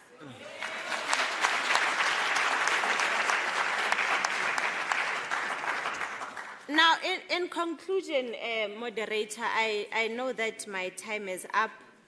There is also a call as part of the priorities from the chairship that says that young people and women must engage in peace thematic work.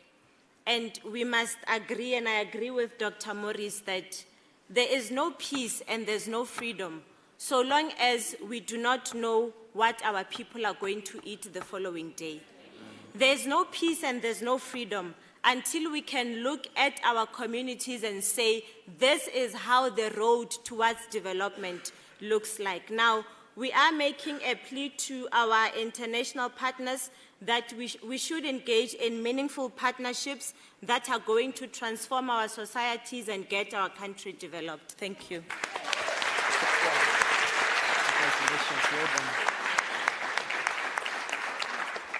Well done.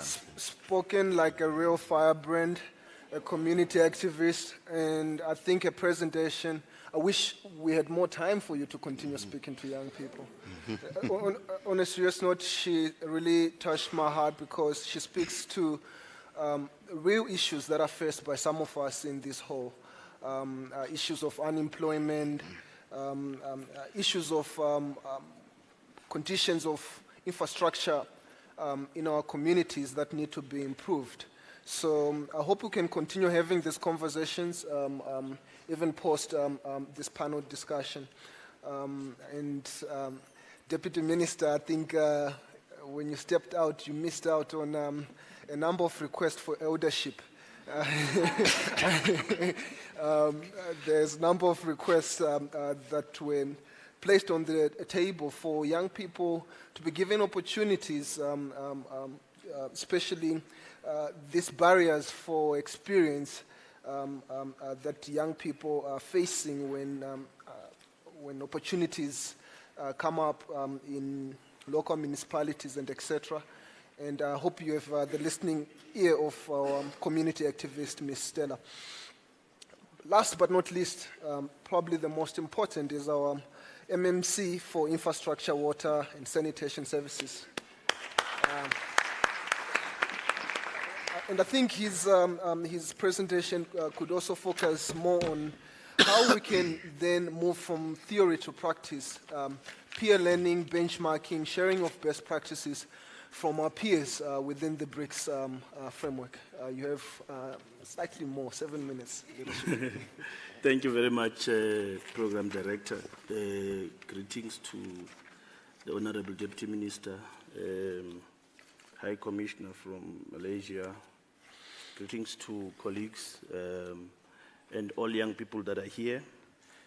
Having been invited by NYDA to come and engage in the BRICS Trade Convention, the first thing, I think my learned friends, both Dr. Masuta and Ayabonga and Stella, touched a number of key priority areas which are arising out of the priorities that we were given to engage. I always, when we have to engage in the multilateral platforms like this one, my first question is, do we understand the making of global capitalism? Do we understand it? That at the apex of it is the American state. Correct. That it has not always been the case. It's the post-World War II phenomenon. Do we understand that? And do we understand Africa as a global economic bloc? Do we understand that?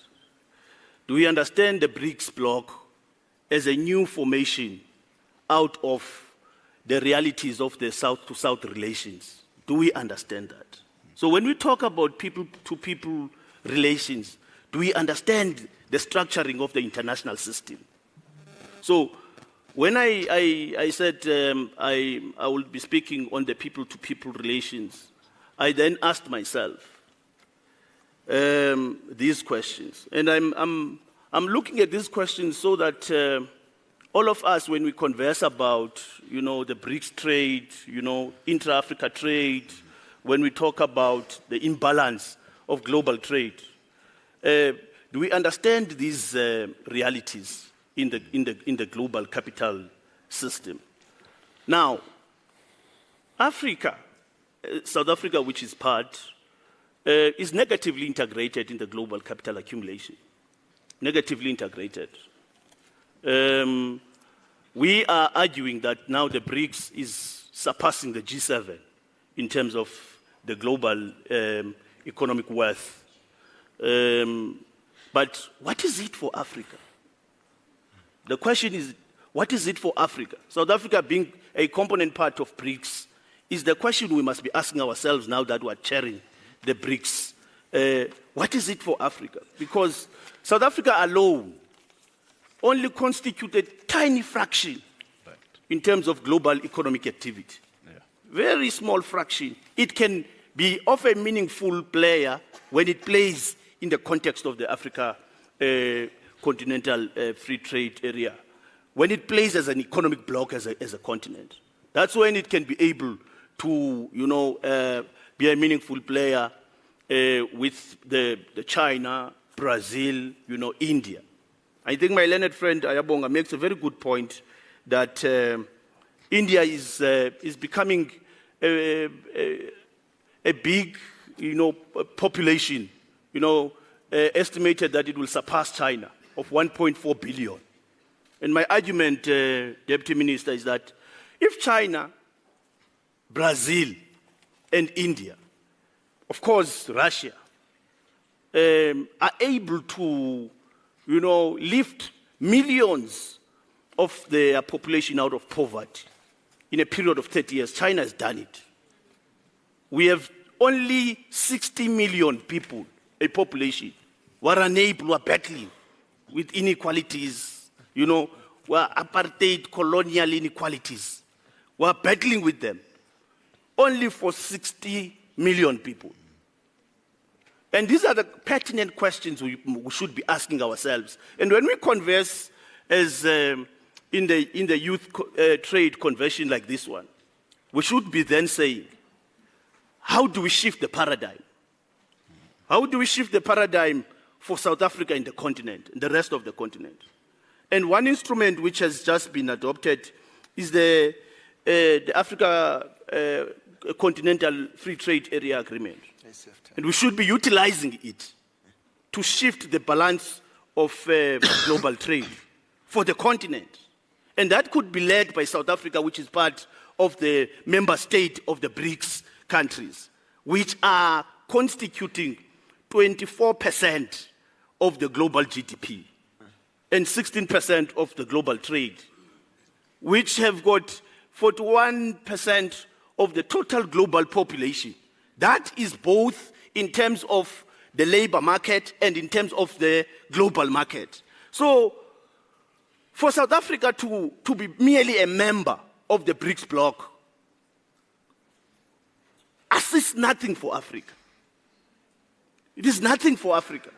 And it is nothing for young South Africans who are supposed to be looking at all these opportunities that were displayed by Intra-Africa Trade Fair here, they will mean nothing because the biggest barrier for participation of young people into global capital accumulation is access to finance and logistics, poor logistics development in the African continent to be able to trade. So unless we utilize the new development bank, because my argument says, if you understand the global the making of global capitalism, you would know that there's nothing called World Bank. It's not the World Bank, it's an American bank. Correct. You see, you would know that the IMF is an American bank. Yeah. And the terms within which it was formulated have been shifted for the developing countries of the world. Because when they wanted to give some intra-development or intra-trade for Europe, for the Marshall Plan, the terms were so soft for the Marshall Plan. But for the developing countries in Africa and in the Latin America and in the Asian Pacific, the terms shifted. So the World Bank is not the World Bank, it's an American bank to keep control of the global trade. And if BRICS has to be anything, China, if BRICS has to be anything, China, India, and Russia must assist Africa. Must assist Africa. They must not also want to flood the African continent with finished goods.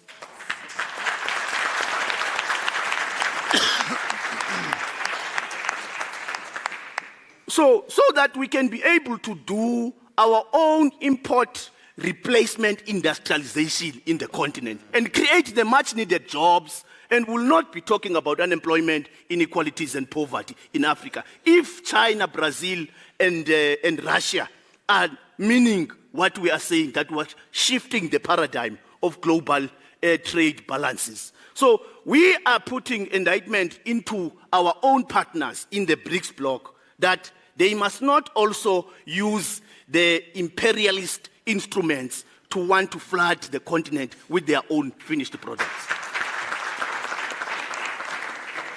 So which is my departing point is Putima Namela, that we are here in this multilateral engagement as part of restructuring and transforming global governance.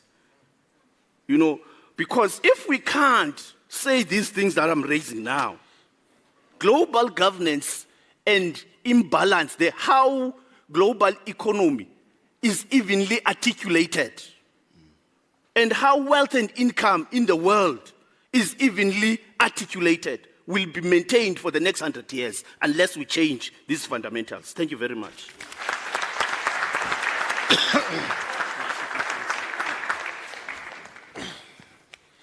The MMC gave us, and I'm very happy his presentation gave us realpolitik, to understand that the Bretton Woods institutions, since they were formulated, have not done much to benefit the African continent. It is through the IMF and the World Bank that with structural adjustment programs, commonly known as SAPs, that brought the state away from ordinary Africans. Sure. It is through the IMF and the World Bank that these loans that are taken by our governments are making sure that monies that should be spent on free education is going to servicing these loans. So I'm glad that you speak on behalf of young people and calling for a new alternative where us people of the developing South, the global South, can have an alternative global currency that we can use, the BRICS currency. And I hope as South Africa, as we chair, we continue advancing this interest. And you concluded by saying the BRICS actually is orientated around stabilizing global governance. The African Union has the Eswatini Consensus, which also wants to secure a seat, well, seats for the African continent at the United Nations Security Council. These are the issues that we as young South Africans should be articulating as we chair the BRICS, because within this BRICS framework, we can then leverage our global position in the global governance. So I want to thank my panelists for these well-articulated presentations. And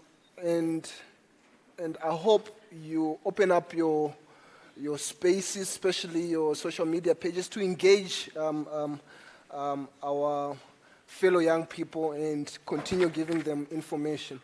I'm going to take a number of hands briefly. I'm going to take 3 hands from the floor so that you can ask our panelists a number of questions before we wrap up this panel discussion. So, all right, I'm going to prioritize 2 ladies, 1 gentleman. Yes. We are doing gender mainstreaming, so it's gender mainstreaming right now, so we need 2 ladies, 1 gentleman. I don't see the ladies. We're prioritizing you. I don't see the hands. Yes, ma'am. Yes, ma'am. And a gentleman right here in yellow. For the gentleman in yellow, for more conversations, let's have them on social media. We can't obviously exhaust the conversation. There's a hashtag that has been developed. I'm going to ask Ms. Lwazi, I think she gave me the hashtag, to then continue having the conversation. Ma'am, please go ahead and ask your question. Can I please have a roving mic? Or the mics on the tables are apparently working, so please make use of that technology. I'll press it like this. Okay. Hi, my name is Talia, and thank you for taking my question. I must admit that, goodness, I actually have a lot of questions, being able to engage and be at this event, but obviously I can only ask one. And I'm going to keep it brief because it's possible that, I don't really know the inner workings behind what we are trying to achieve as BRICS going forward. So mine is specifically from the currency perspective. Looking at the geopolitical environment, when I read the news, obviously, media reports a certain way, depending on who's doing the reporting. But I'm always left with the question, why can't we just move off of SWIFT and at the very least go back to gold? I understand that the BRICS currency is still being created, but gold is there. Everyone has gold. It's fair. Nobody can particularly manipulate it. Why are we still here? Why are we just talking about it or looking at it or ignoring it, which is how it seems to me, who is a person on the streets and who isn't really hands-on as you guys are. I'd really appreciate that answer. Thank you. Thank you so much for your question. A brilliant question, looking at why we can't go back to the gold standard, especially with our BRICS currency that is projected to come hopefully very soon. There was another hand. Ma'am, please. If you can, please also direct the question to one of the honorables here directly, so that it's not generic. Okay, thank you. Hi, my name is Mbali. Taking into consideration that South Africa in particular has a big problem when it comes to health, I can't help but wonder, what does BRICS bring into the table when it comes to the health system of South Africa? I've forgotten the lady's name, but my question Stella. is to the lady. Stella, yes, thank you. Stella, you touched on the fact that we need to benchmark with countries that are already in the BRICS that are doing well in certain things like infrastructure. And I know for a fact that Brazil has actually succeeded in sort of like integrating their health system. And we've started NHI phase 1 back in 2012. We are in phase 3, and I have no idea, being in the health industry, what has been happening, honestly. Saying I have no idea doesn't really mean that I don't know what I'm talking about, but I'm just like in shambles when it comes to how I look at health in South Africa. Do you think then Brazil can assist in such instances where we benchmark when it comes to health and integrating NHI? Thank you so much for that question. The gentleman in yellow, please. Hi everyone, my name is AB Asamola. I'm from a company called AB, it's my company. So my question is around energy in South Africa. As we speak now, we might have load shedding. Ne? And as BRICS, what are we currently doing to assist South Africa in the midst of this load shedding? Because we have youth who are intelligent, we can bring skills into it, but still, we are still burning fuel to keep our lives on. So what are the other 4 countries doing under the banner of BRICS to assist South Africa, given the situation they find themselves under? And then secondly, the other day we have a conversation around localization, but I'm still puzzled by the idea of we're still importing chicken feet in South Africa. And we call that trade. How is that trade? Chicken feet. And Thank you so much. I'm just giving you a thought to think of. If we're saying trade and we're importing chicken feet, then we're not going anywhere. Thank you so much for that. Lastly, just one point. Okay.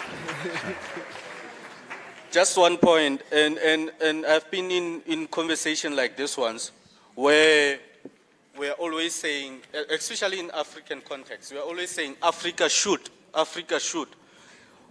What are we doing with those people who are currently in the space trying to create something? Why are we not creating or providing, let's say, assistance? Let's say maybe it might be capital assistance or financial, any means of assistance. Thank you. Thank you so much for the brilliant questions. Before I ask our presenters here to respond to the questions and also give us their parting shots, I'm going to ask SAIC spokesperson, Ms. Sandiwe Msoni, to take the floor and also maybe give us just 2 minutes of her reflections on the conversations that we've been having. Please do take the floor. If she's here, SAIC spokesperson. Okay, that means that we have a bit more time for our honorable presenters. There are questions from young people. There's a question around the BRICS currency, and I'll ask the economists to tackle that one. There's also a question around, come again? Benchmarking, and I'll ask Ms. Stella to take that. And the last questions around energy and real trade, I'll ask our academic and our MMC to tackle that one. But as you're answering, please also give us your parting shots. We conclude our very first panel session. Thank you so much. Maybe I can start on the Mautwana issue. Yes. And I must start because the institution I lead in the last decade has had considerable number of investigations against countries in Latin America, including one of our BRICS partners, and in the Eurozone, on this question of chicken. And let me maybe you know, my brother, Dr. Kolo, raises something quite important. One of the tasks we have as young people, you know, aside from all of the nice things we like to do, you know, soft life and so on, is to familiarize ourselves with why certain things happen in our society. That's your task as a young person, you know, is to learn, comprehend, understand, so that you can change the society. That's your starting point. Just as an example on this question of Maotwan, there is evidence that we've seen in the last while that those chicken products are being dumped in South Africa. One of the reasons why they are being dumped arises from what economists would call consumer preferences. So a brief example. In many European countries, the chicken on the bone is not eaten.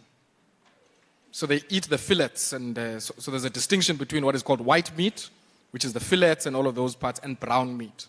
Now, brown meat is a drumstick, you know, it's the mkwepa. I don't know what mkwepa is in English. But it's all of those parts of the chicken. Now, as you would imagine, if they only eat white meat, they don't eat the maotwan. They would not eat the chicken head. They would not eat the gizzards. So in that market, that product is a waste product. It's not a product sold in the ordinary course of trade. And what ends up happening, if it is a waste product, you have any incentive of even selling it in South Africa for 1 cent, because it is 1 cent more than you would have received ordinarily, because it would be a waste product. No one buys it. You go to our retailers, there's something called Top Notch. It's a big protein source for poor households. What Top Notch is effectively, you know, the chicken skins that are aggregated and put together, frozen, put into IQF packs and sold. That is a problem we have. It's not unique to poultry. It's there in many agricultural sectors. One of the things we have to confront is we are dealing with people. So trade is a two-way thing. We are told not to subsidize our agriculture. The Eurozone subsidizes its agriculture. And this is where this question of interstate coercion and power, you know, an economist can't give you all the tools. One of the tools is to address the political disparities in power. So I think that's why we have Maotwan. Sure. It is being dumped as a waste product. Brief comment just on the energy issue. I'm not going to go into depth there. I think we need to get into joint ventures with some of the original equipment manufacturers that are in the BRICS countries. There are two, Suzlon in India in the wind space, Goldwind in China as well. I'm not hearing that in the discussion. We're talking about, in the Energy Action Plan, you know, rooftop solar. What is our plan in relation to localization? There are people who've invested in solar locally, deep capacity underutilization. We need to address that. Let me come to the healthcare issue briefly. I think on the NHI, we're dealing with a market structure problem, and I think the Competition Commission has raised this issue in relation to the healthcare sector. I think what we need to think through a lot more arising from COVID is to what degree there are intellectual property restrictions on our ability to manufacture vaccines and to manufacture critical products. And our team at the World Trade Organization is working quite closely on this question. Maybe then just a last comment on the de-dollarization, the de-linking. And I would encourage us to really familiarize ourselves with the work of Egyptian economist Samir Amin, who speaks about this question of de-linking. But I think sometimes we think the gold standard went away a long time ago. Nixon took the US off the gold standard in the 70s. And to be honest, we can still go back to the gold standard. But we have to address one thing. And this one thing is, who is sitting as the counterparty on the other side of trade? Because if you are saying you are going to de-dollarize, best make sure that the other person sitting on the other side has convertibility of whatever currency you use into the currency that they want to use for their purposes. And I think that's where the debate on SWIFT comes in. But all of these are the institutions we need to build. So if we need to build an alternative payments clearing house, then those are the tasks of this emerging bloc in the global south. And I think it's a fascinating and exciting time for all of this to happen. We'll definitely read the book. Right now, we'll definitely read the book because I think we have so much more to hear from. Ms. Stella, please, maybe a minute because of time. The mic. We're squeezed with time. Yeah. There you go. Thank you. Yeah. I think Ayabonga has already touched on the question that I asked, but flowing from this discussion, we must then share I'm not audible. Press again. Yeah, there you go. Okay, sorry about that. I was saying Ayabonga has already touched on the question that was posed, but flowing from this discussion, I think it is important to then have a perspective paper that we'll share with our chairship so that they can then be able to lobby these things with the broader BRICS Forum, because if the discussion ends amongst young people and there's such important suggestions that are coming forward and we are not lobbying that into the mother body, then they may not find expression. I do believe that there is opportunity to benchmark. We just have to be a bit deliberate about it and push for it. The NHI has been on course for quite a long time, but I agree with you, I don't know where it is from where I'm sitting. So if we can be able to share that and ensure that the eldership is able to take forward what we have deposited in this forum. Thank you.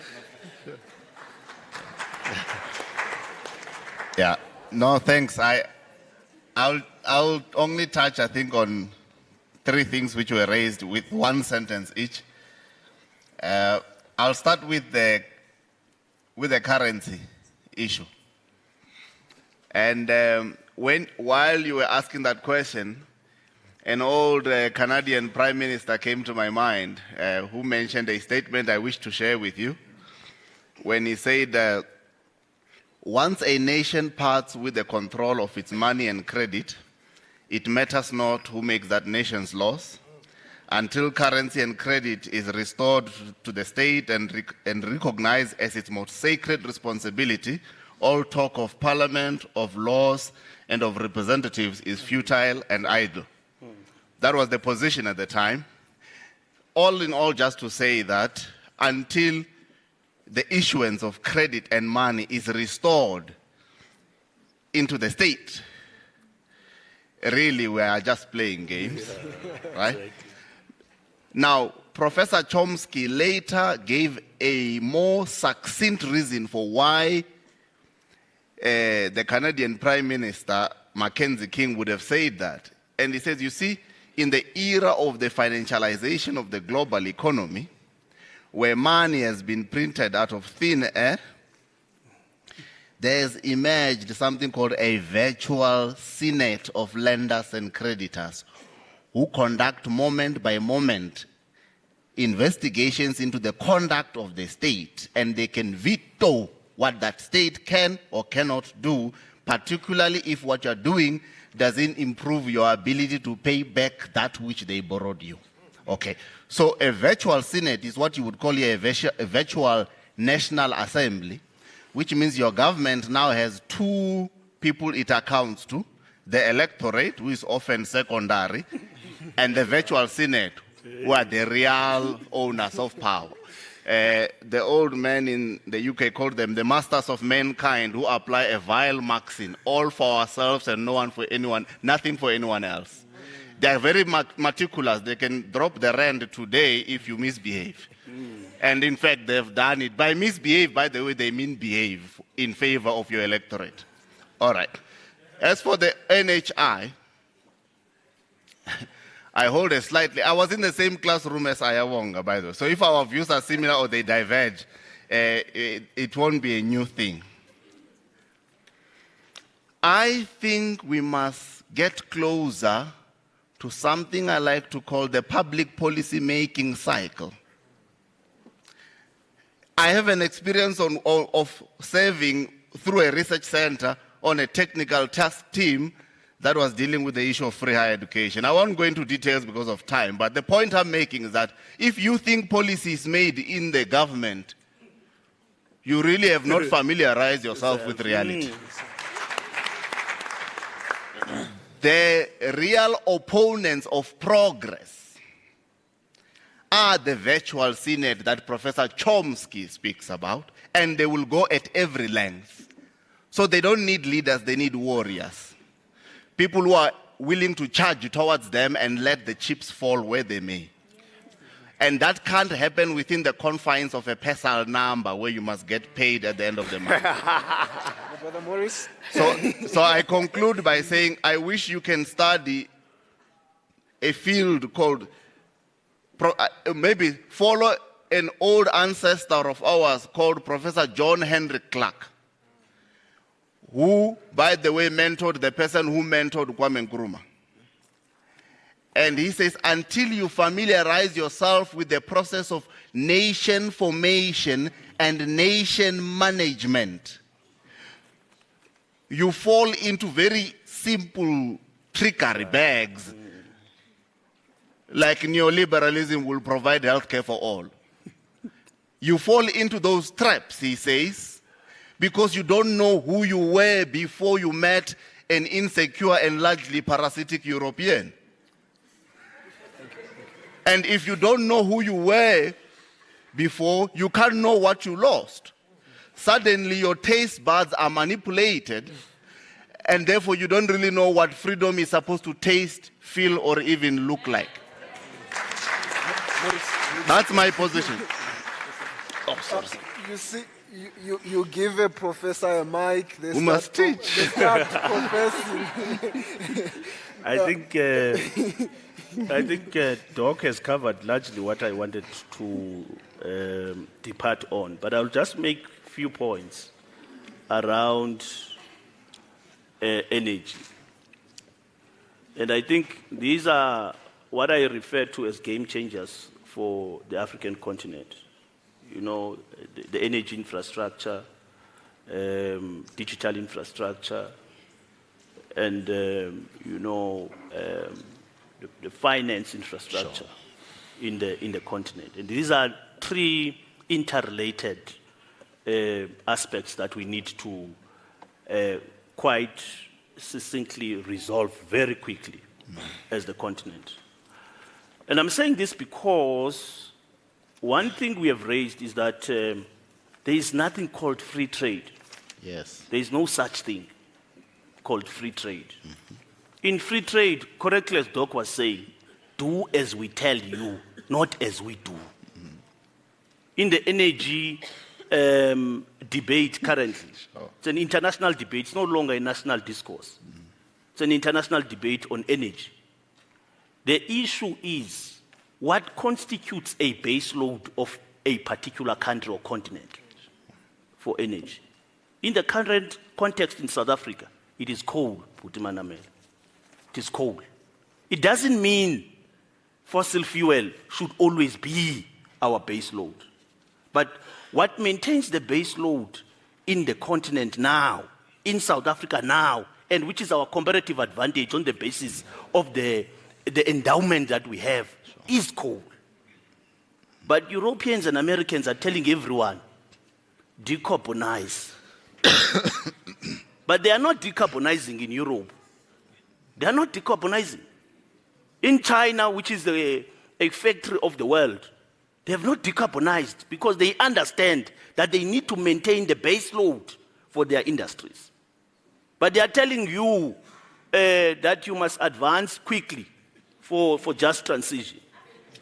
Do as we tell you, not as we do. That's the free trade that they are telling us. Thank you.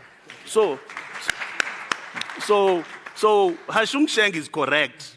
They are kicking the ladder. Yes. So that Africa does not grow. Yes. So that industrialization here is a myth. Yes. Only what Karl Marx says, the aim is not to philosophize the world. The aim is to change it. Let's change Africa.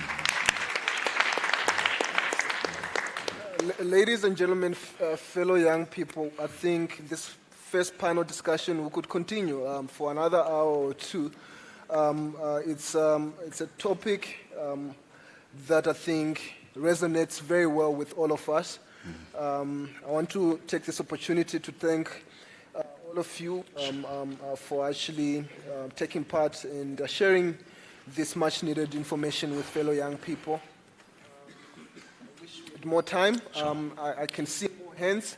I finally have the hashtag. It's NYDA BRICS, capital letters. Those are capital letters. NYDA BRICS Youth. Let's continue the conversation. I want to take this opportunity to give back to the overall chair. Sure. Thank you so much.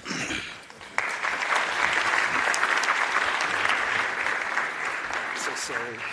Thank you very much to the firebrands of South Africa, DM. I would be apologizing. Please don't fire me in case they said anything you did not want to hear. But let's give them a round of applause. I think this is what South Africa is made of. At this point, ladies and gentlemen, allow me to introduce our keynote and the respondent of the day, Honorable Buti Manamela, who is the Deputy Minister of Higher Education, Science and Innovation. Honorable Buti Manamela is the Deputy Minister. He is a former Deputy Minister in the Presidency, a former Deputy Minister of Higher Education from 2017 to 2019, and has been a Member of Parliament since 2009.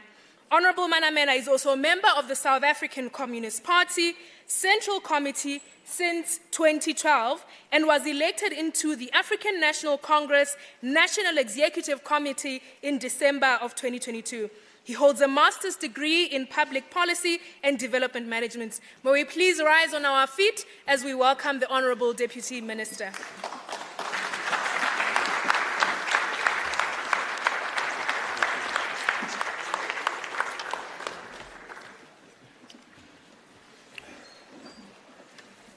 Thank you very much, Karabo Mohali, Executive Deputy Chairperson of the NYDA. And good morning to all of you. Let me appreciate the panel that has just concluded in its vibrancy. I must assure you, Executive Deputy Chairperson, that there isn't anything that has been said here that I do not like. So I must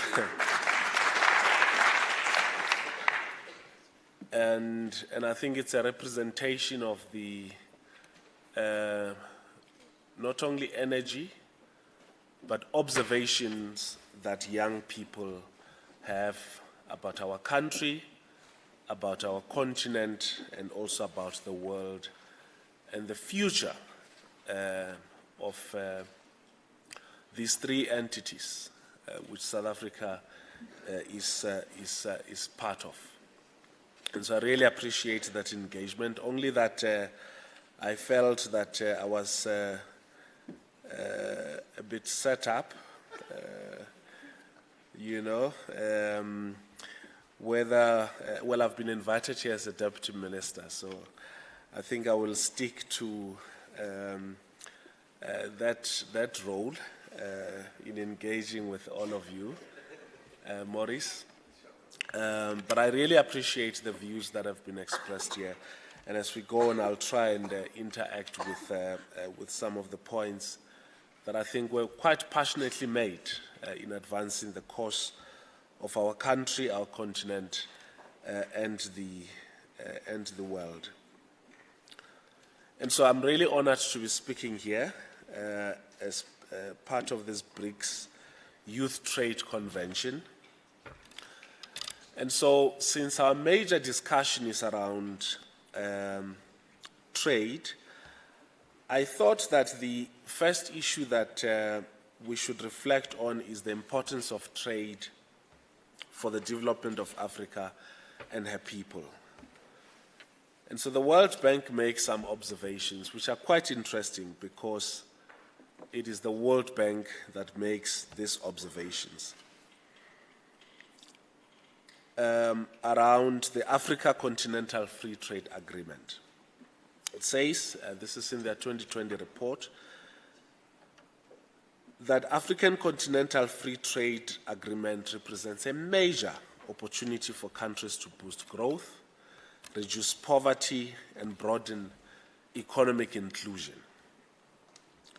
And that if we implement this African Continental Free Trade Agreement, we would lift 30 million Africans out of extreme poverty and boost the incomes of nearly 68 million others who live on less than $5.50 a day. And also that we will boost Africa's income by 450 million by 2035, which represent a 7% gain, while adding $76 billion to the income of the rest of the world. And so not only will we benefit ourselves, but would also benefit the entire world. And this point is important because there is an interesting observation of Africa's demographic dividend. And it's important that we speak to it in the positive sense because not only is it to the benefit of the continent, but also to the benefit of the world. But we must not forget the reason why we have this dividend. It is precisely because the entire world has been enjoying years of prosperity and therefore longevity. Okay? Whilst Africa's population is purportedly or has purportedly become younger. But it's because we do not have that longevity. Life expectation in the continent is the lowest. It means people cannot live beyond a certain age. And therefore, this demographic dividend, although in us looking into the future, we have to look at it in the positive sense, will not only unlock Africa's potential, but would also unlock the global potential. And of course, it depends on a whole range of other factors. And I think some of your panelists spoke about change in global governance, change in the freeness of trade, amongst others, but also emphasis on multilateralism and on trade being based on equity as opposed to domination or continued domination of the continent. And so this observation by the World Bank that if we implement the African Continental Free Trade Agreement, we will not only unlock our own potential, but will also contribute into the global potential. It's quite important, and I think requires no more emphasis. But this trade agreement will also boost Africa's income by 450 billion, or that's the point I just made, and 76 billion of this to the world. And that it will increase our exports by 560 billion, and mostly in manufacturing. And of course, we might have to go deeper into that. It will spur large wage gains for women. It will boost wages for both skilled and unskilled workers. And that West Africa will see the biggest decline in the number of people living in extreme poverty, a decline of 12 million, more than a third of the total of all of our continent. In Central Africa, we would see the decline in poverty of 9.3 million, East Africa by 4.8 million, and in Southern Africa by 3.9 million. They continue to further note that, and I quote, countries with the highest initial poverty rates would see the biggest declines in poverty rates, and look specifically into Guinea-Bissau, which would decline from 37.9% to 27.7%. And it goes on and on about the impact that this will have overall. But I think that for us to better understand what it would take for Africa to achieve all of this, the report notes that these gains will require major efforts by countries to reduce the burden on businesses and traders to cross borders quickly, safely, and with minimal interference by officials, and a whole range of other conditions that are suggested by the World Bank report. But I also think it's important that we go deeper beyond the, what I call the artificial changes that need to be made in order to improve trade amongst African countries. So it's not only about ease of movement. If we've been, and I know we're having quite heated discussions in our country about the movement of people and the classification of those people in terms of the law, and all of that. But if anywhere else in the world, in each continent, we've been giving examples about the best in China's economy and its ability to have lifted hundreds of millions of people out of poverty. Similarly, in India, and comparatively speaking, that more of the BRICS countries that we're partnering with are more prosperous than we are. So there are, of course, artificial and very simplistic proposals in terms of what needs to change. But I think the much more bolder ones, obviously, the World Bank report wouldn't mention, which I think are some of the points that your panelists have lifted. You asked me to respond, Executive Deputy Chair, so I would. And so I think part of your contribution up to the meeting of the heads of states in August, and what need to be infused into the South Africa's agenda and a chairpersonship of BRICS are some of the points that your panelists and I think yourself have been raising in response to the panel. That unless and until we see ourselves as a bloc in the continent, we will not see any significant progress in terms of trade, intra-Africa trade, because that's where it needs to begin. That's where it needs to begin. If you look at the list of countries that trade with Africa,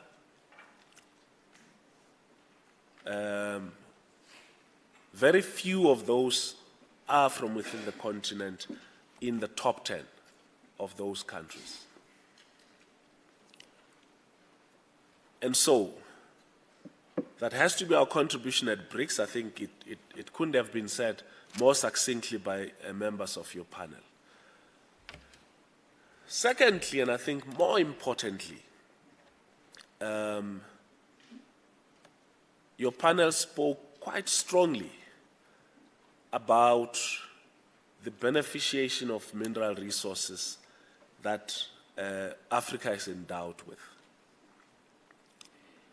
And I think we've seen examples of how people who control their mineral resources, it could be oil, it could be any of those, and when they decide they're going to starve the world of those resources, what happens? And so we have and are endowed in the continent with all these mineral resources. And how do we use that to our own benefit? Firstly, in terms of this multilateral platform called BRICS, but secondly, with the whole of the world. The third point, which obviously the World Bank report wouldn't go on to suggest, as part of achieving all these very noble numbers, is that part of the potential of Africa's youth demographic dividend should lie in its entrepreneurial capacity. Young people have to be entrepreneurs. Okay? Because, yes, the structure and some of the historical realities of both our country and our continent. I've learned a new word today, sophisticated. I think you said sophisticated colonialism, which was apartheid. But because of our history, there are obviously historical challenges that are being perpetuated, that are still part of us. But I think more importantly, if we do not unlock youth's or young people's entrepreneurial potential, we will go nowhere throughout the continent, because in order for us to trade, we have to have products. And we can only produce those products if we have skills or skilled entrepreneurs. And so I take the challenge that some of you have raised, and I think it has to be one of the major issues canvassed, of course, within the continent as one issue that shouldn't be left behind when we discuss issues around Africa trade, and also with the other multilateral structures. So I wanted to mention just those 3 points. And of course, there's more. We have to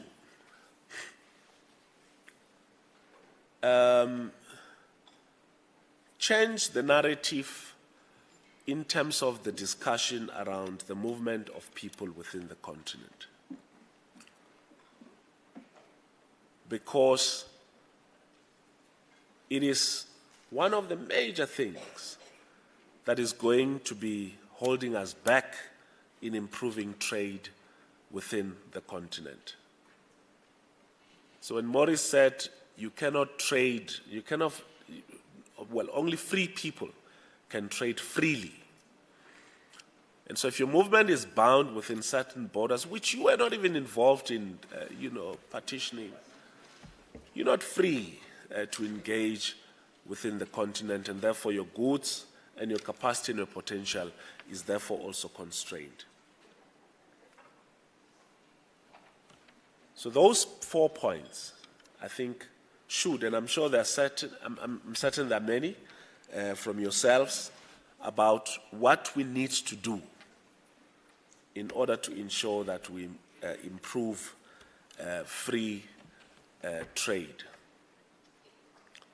So, Stella, we are the eldership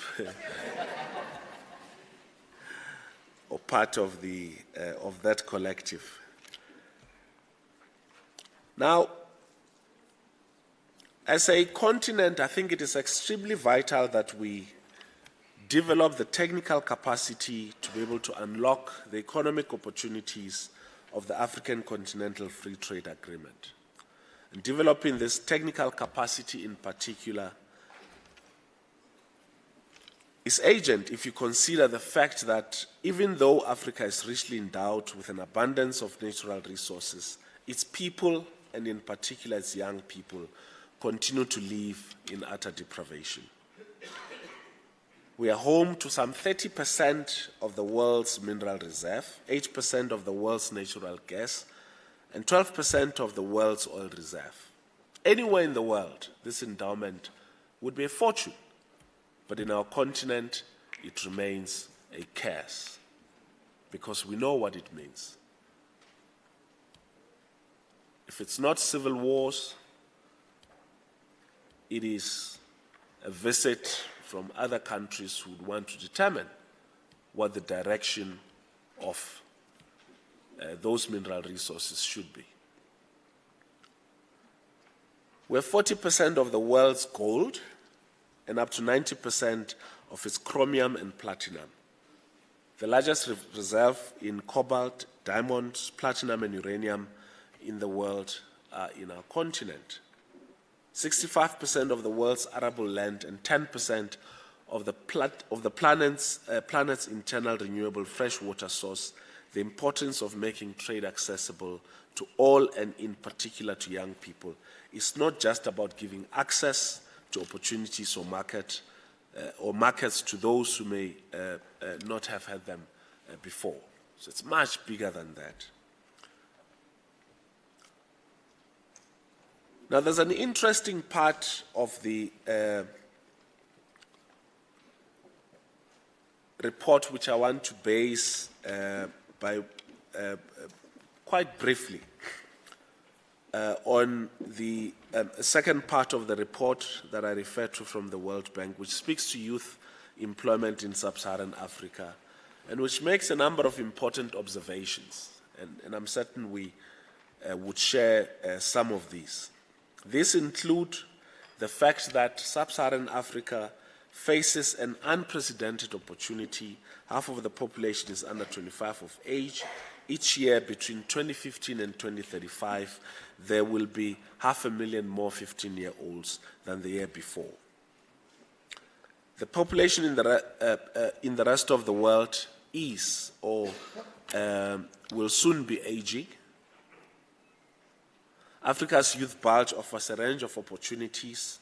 The world's goods and services cannot be produced without working-age labor. Along with South Asia, Africa can be the main supplier of the world's workforce, either by producing goods and services in the region or by sending workers to regions with a shortage of workers. Poverty reduction has been less marked because in many countries the source of growth is primarily oil, gas, and mineral extraction, not labor-intensive sectors such as agriculture or manufacturing, because we've disinvested in those areas. Young people who have weaker link to the world of work than the general population are therefore doubly disadvantaged. In fact, it takes you longer to be young in Africa because you depend for a much longer period of time on your parents. I'm told there's something called waithood. I've just learned about it. So there's adulthood, wait. So that period where your age and your physical structure says you are an adult, but your pockets are not reflecting that you're an adult. Okay.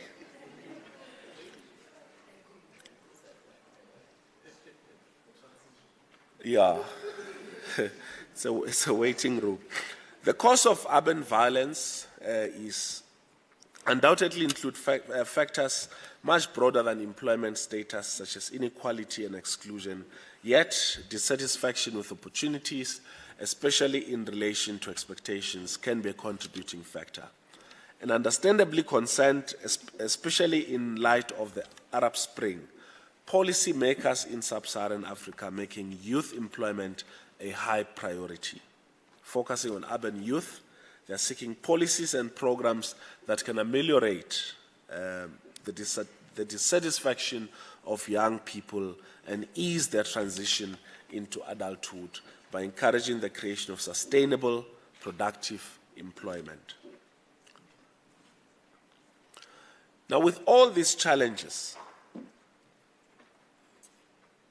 that face young people in Africa, access to trade is an important mechanism to help address the challenges of youth, social and economic exclusion in Africa and other parts of the developing world. To enable young people to participate meaningfully in trade, we as African governments in the developing world also will have to make a number of deliberate and radical interventions. Some of these interventions will have to include ensuring that we make education more accessible to more marginalized and excluded young people. It also means that as governments will have to, amongst others, build more schools in both rural and urban areas, make more financial support available for post-school education in the form of bursaries and scholarships, but also more importantly, we'll have to ensure that the content of what young people are taught in schools, colleges and universities does not just help to address the immediate national developmental needs, but also equips them with the knowledge and skills to be able to function competently in a modernized and technology-driven 21st century global economy, and as that is underpinned by innovation amongst others.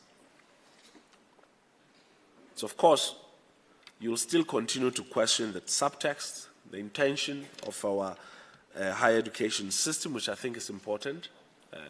Does it serve the needs, interests, and aspirations, not only of our country, but also, of our continent? But reinvestment in education is going to be one of the most important things that we'll have to do if we're to help in contributing, in unlocking Africa's trade capacity, intra-trade capacity, but also trade with the rest of the world.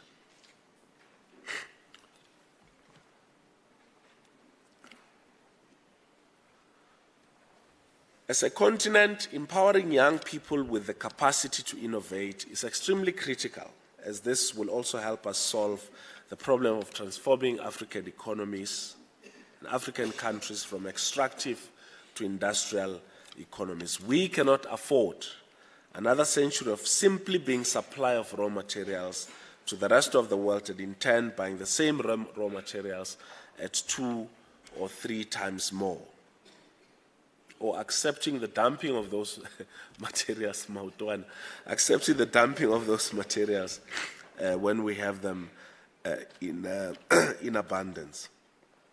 And so in conclusion, making trade accessible is not simply about facilitating access to opportunities or markets. At the heart of this is the question of the kind of world we seek to build.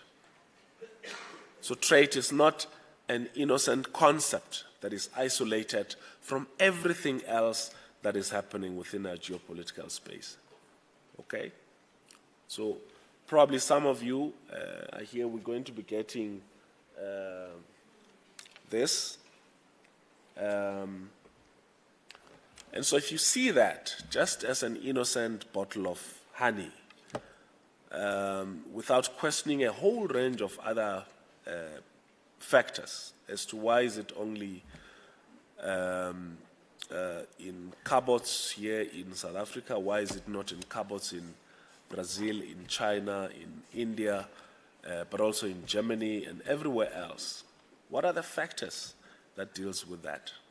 So let's not look at trade in isolation, but trade within the context of the world that we live in.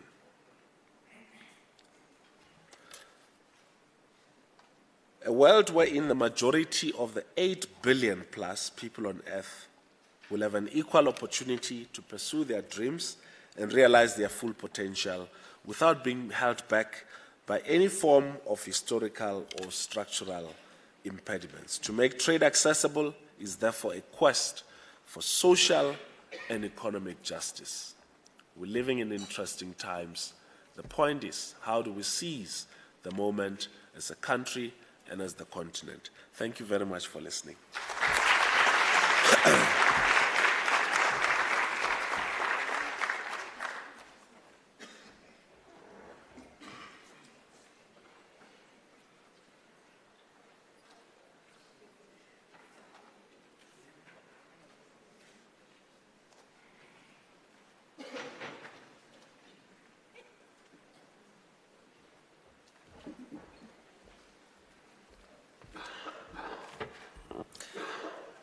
Thank you so much, Deputy Minister, for that wonderful and inspiring statement. You also answered some of the questions that our panelists and some of the participants had. So we appreciate taking your valuable time. You could be anywhere else in the country, but you're here with young people, so we appreciate that you're here with us. The second panel discussion is probably the main reason we're all here, opportunities for youth in trade. The unfortunate part is that it also stands in between you and your lunch. So we're going to try to be straightforward to the focus of the panel discussion. Without wasting time, I'm going to request Excellency from the Brazil Embassy, Honorable Ricardo Bennett to take the floor. I'm going to also request Excellency from the Russian Embassy, His Honorable Vladimir Polutek. I apologize if I mispronounced the surname. And also I'm going to ask Lebohang Leshika to take the floor, as well as Avesei Komlana to also take the floor. In that order, please.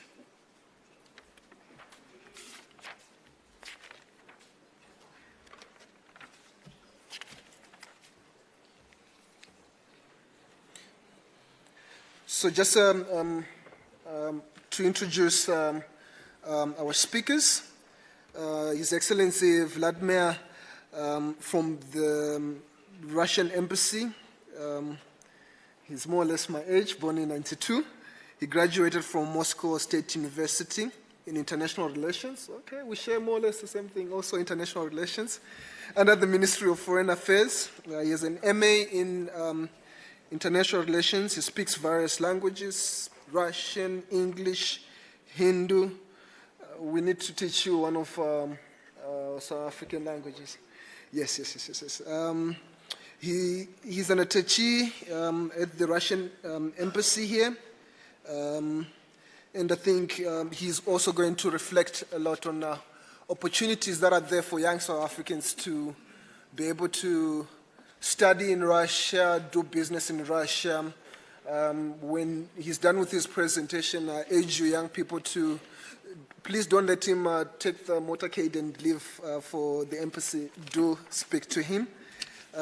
Also on the panel, we have Mrs. Avesei. She is passionate about socio-economic development, 8 years experience in the financial industry, and she has a lot of perspective on the financial sector, especially that she is a key stakeholder in promoting sustainable development growth. She's also a reporter and a researcher in the financial sector transformative council. Academically, she has a master's degree in economics, and her dissertation focused on analyzing the systematic review of the Southern African Development Community foreign direct investments. So a learned sister on the panel. We also have on the panel the board chair of the Gauteng Enterprise Propeller. And when I was speaking to her earlier on, she was double checking if colleagues from the Gauteng Enterprise Board are here, right? And they're here. So she comes with, I'm sure, goodies and opportunities for young people. Ms. Lebohang is a registered chartered accountant under the South African Institute of Chartered Accountants. She's passionate about serving the public and believes everyone can do with their knowledge in serving the public.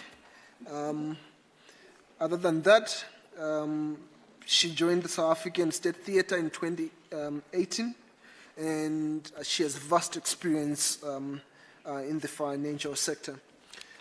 This panel discussion will just cut to the chase. Within the BRICS framework, what are the opportunities for youth? What is there for youth? Let's move away from the ontology, the epistemological foundations. Let's go to what are the tangible opportunities that are there for young people within the BRICS framework. How can young people seize the opportunity of South Africa actually chairing the BRICS Alliance this year to get meaningful opportunities? So with that said, this time around I'm going to start maybe with the ladies. I'm going to ask my sister Lebohang to just start with the board. What do you have? What opportunities are there?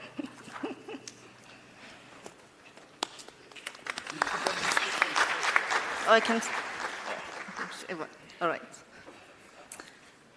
Realocha. My name is Lebohang Leshika, as they said. Ka serato ke matlhako mo botse le ka gare ga diatla. Standing here on behalf of JEB as the JEB chairperson, so I'll only be speaking to what JEB has to offer. I think the first panel has really challenged us as we also somewhere in the eldership side of the world. What is JEB, for those who don't know what JEB is? JEB is Gauteng Enterprise Propeller, is an entity that is under Gauteng Economic Development. So I am mainly speaking to the youth in Gauteng, but also if you're not in Gauteng, there should be something in your province similar. I may not know, but just find out in your province. So, Karabo said that I must bring money. But I do not doubt that as JEB, we are very intentional about supporting the youth. In our APP, we have 3 programs. And there's not a single program where there is no target for the youth. Starting with the administration program, where we channel procurement towards youth. Our target for the current year is that 45% of everything that we procure must be procured from youth businesses. We also have another target in the investment management. There is a budget that is set aside only for the youth as blended finance. JEB, we loan money, so we want it back. But because we also understand the struggle and we understand where we're coming from, that's where we're bringing the blended finance. That means that it's a combination of a loan and a grant. There is a portion you return and there's a portion you don't return. Under the enterprise support and regional operation, we also have a youth fund program that offers business development support, because we realize that you have people who are passionate about what they want to do, but they're not necessarily entrepreneurs. They just know what they want to sell, but they don't have the skills and the knowledge of running a business. And as I said that we offer all this and to everyone also, but the ones that I've just mentioned are the ones that are specifically for the youth. That can be a startup, it can be a contract finance. This is where you have a PO already and you do not have the capital. We also offer the existing businesses to grow, or you can be going into franchise. We also fund that. There are criteria, and we are very intentional and unapologetic about those. Your business must be 51% Black-owned business, 100% South African-owned. You must comply with the statutory laws. I'm going to come back to this. It must be a viable business, and priority is always given to women, youth, and people with disabilities. I said I'm going to come back to the compliance. As he introduced me, I'm in finance, I'm an auditor first. And the reason we speak also of viable business, and sometimes you may wonder why you were rejected. It is the question of, and when you go home, you need to ask yourself this question: am I really an entrepreneur? And the reason I'm asking this, or I'm saying you must ask yourself this question, The minute you receive that PO, they pay you, I'm going to speak of small money, not very big, 200,000, the first thing you do is walk into an iPhone store before you pay your salaries. There is no difference between your business account and your personal account. I'm speaking from experience, as I used to do the books for some of the SMMEs. And you see what is happening in the bank account. You can't even account for it. So you need to start questioning yourself and asking yourself that the whole point of getting money is to make it grow. It's not to spend it. And those are the things that we look at. And I would like everybody who's sitting here today to go and question themselves. Draw up your 3 months bank statement and just browse through it. Today, when you get home, and ask yourself if you are really building. The previous panel spoke of opportunities and the youth and what is needed for the youth. But the youth has to be the solution. I don't like saying that young people are the future. Because if you're the future, it means you're only going to start bringing solution when you're at my age. And I don't doubt from the previous panel that the young people we have in here have found their generational purpose. The question now is, where do we go from here? And I think this is the point where we should thank the NYDA for having these initiatives to say that we can't sit with all these minds at home. Let's expose everybody, everywhere, to also be the solution to young people, to also create employment. We are in the we are in the process with our youth fund. Basically, we employ, but we are not employing employees. We are employing our future employers who are going to make a difference in the country. Thank you.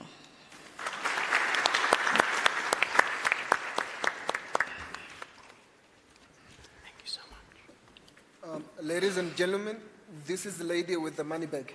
You need, how many of you here have run businesses? Can I just, oh, wow. It's majority. You're gonna be busy before you, see her before she leaves. Now I'm going to ask my brother from the Brazilian embassy, Ricardo, to within, you can actually present from the interest of time. Within 5 minutes, just share with us within the BRICS framework some of the opportunities that young South Africans have, as well as what opportunities young Brazilians could have also here in South Africa. Thank you. Thank you. Well, first of all, let me thank the organizers for the invitation and for their hospitality here today. It's a pleasure to take part in this session alongside my fellow panelists. I would like to begin my brief remarks by mentioning a very interesting piece of data. Between 2018 and 2021, growth between BRICS as a bloc and the rest of the world grew 10%. But growth among BRICS countries exclusively grew even more, 14%. I think this is a powerful indication of the dynamism that exists in the relations between the BRICS countries, a dynamism that goes far beyond the strict government-to-government relations, however important they may be. Because that growth in trade is led, in essence, by the private sector. Governments, of course, have a role to play in that domain by removing trade barriers, agreeing upon health certificates for animal products, and even in the domestic sphere by providing appropriate regulatory framework or an efficient logistics infrastructure. But actual trade, of course, is done by the private sector. Is there entrepreneurship, the creativity, the quality of their products and services. There are good hard work that, in essence, underpins the ever stronger relations, economic relations between the BRICS countries. And of course, youth is already a part of this process. They engage in formal settings that exist under the BRICS umbrella, mainly the Youth Summits and also the Young Scientists Forum, but also in the Business Council and the Women Business Alliance, among other settings. And this engagement adds up to their contribution in the day-to-day relations between the countries.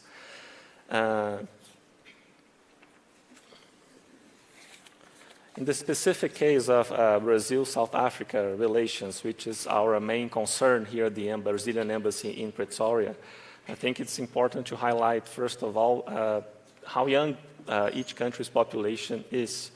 As you know, more than 60% of the South African population is composed of people under 35. In Brazil, it's 53%. Even if we take a more strict age bracket, under 25, the figures are still impressive. And the bilateral trade already presents opportunities for young people to apply, develop their skills, and make a difference. The more readily available opportunities are there where the trade is already substantial and well established. In the case of South African exports to Brazil, mainly mineral products in the platinum group, aluminium, but also coal and some kinds of mechanical equipment. In the case of Brazilian exports to South Africa, sectors like poultry, sugar, coffee, paper products, parts of airplanes, tractors, and also minerals, such as iron and zinc. But it's kind of a consensus, I think, between our governments and the private sectors on both sides of the Atlantic, that the potential of the trade relations between Brazil and South Africa is much broader and yet untapped. And to take advantage of that potential, of course, we need the creative, the lively engagement of youth. One of the sectors that has already been mentioned by previous panelists is the energy sector. I think the renewable energy sector in particular. As you know, Brazil as a developing country has many challenges, but if I could say that perhaps in one area in which we could perhaps be seen as a model is the power generation. Most of our power electricity comes from renewable sources, mainly from hydro with 57%. But we are also making inroads into wind energy, already 11% of our electricity, and biomass. And so combining Brazil's experience and South Africa's needs, I think we have the right conditions to develop further collaboration in that domain.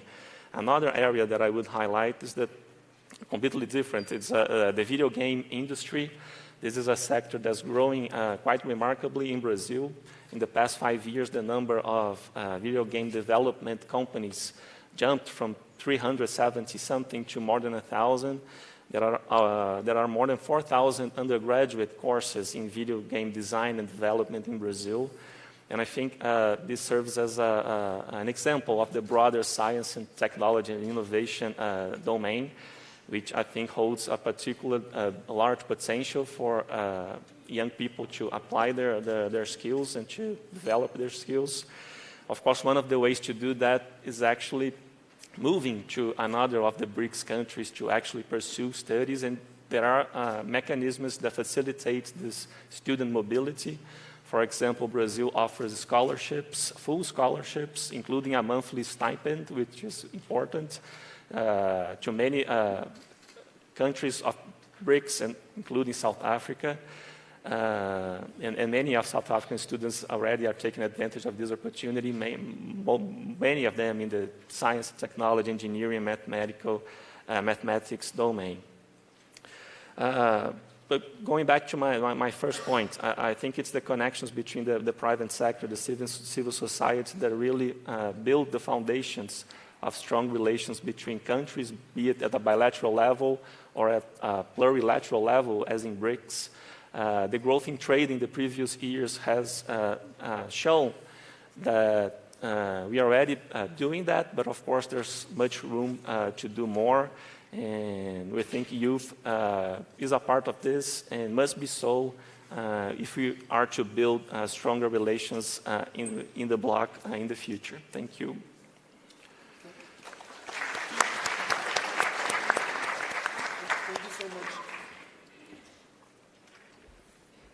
Thank you so much, my brother Ricardo, and I can attest to you, I can let you know that the people of Africa, in particular the people of South Africa, love Brazil. We grew up watching the World Cup and supporting Brazil. When President Lula got re-elected, we celebrated because we know he is very instrumental to the strength of the BRICS. We want young South Africans here, instead of going to Europe, to go to Rio de Janeiro, to go to Sao Paulo and go enjoy Brazil. We also want Brazilians to come here and enjoy the beauty of Africa and South Africa.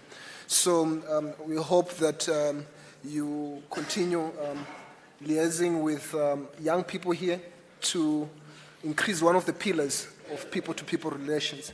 With that said, I'm going to ask my brother from the Russian embassy, just 5 minutes from where you're What about ladies first? She's going to conclude. Okay. What would you prefer? Would you have me on the dais or here? Here's good. Okay.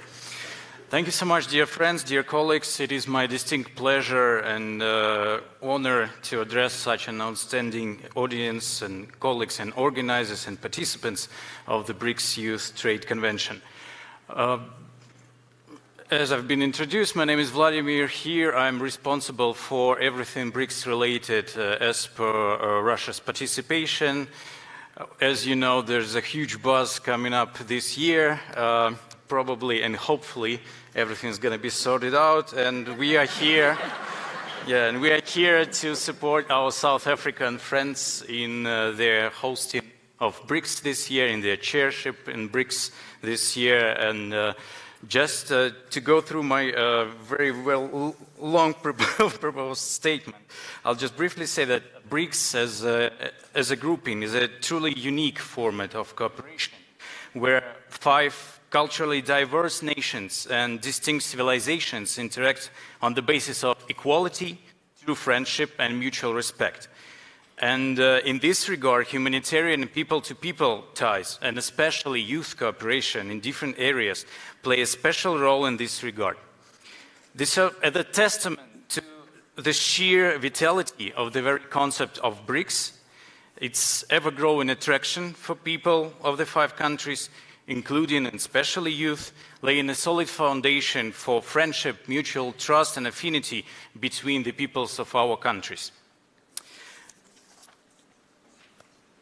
BRICS, or as sometimes informally our South African partners call it, the Big Five, the other Big Five, we have come a long way from the informal club of interest, sharing the views on topical issues on the international and regional agenda, to innovative, multifaceted strategic partnership, meaning that we right now are encompassing and comprising of about 70 mechanisms on different levels on the 3, as we call them, 3 key pillars of our cooperation, that is policy and security, economy and finance, cultural and humanitarian exchanges.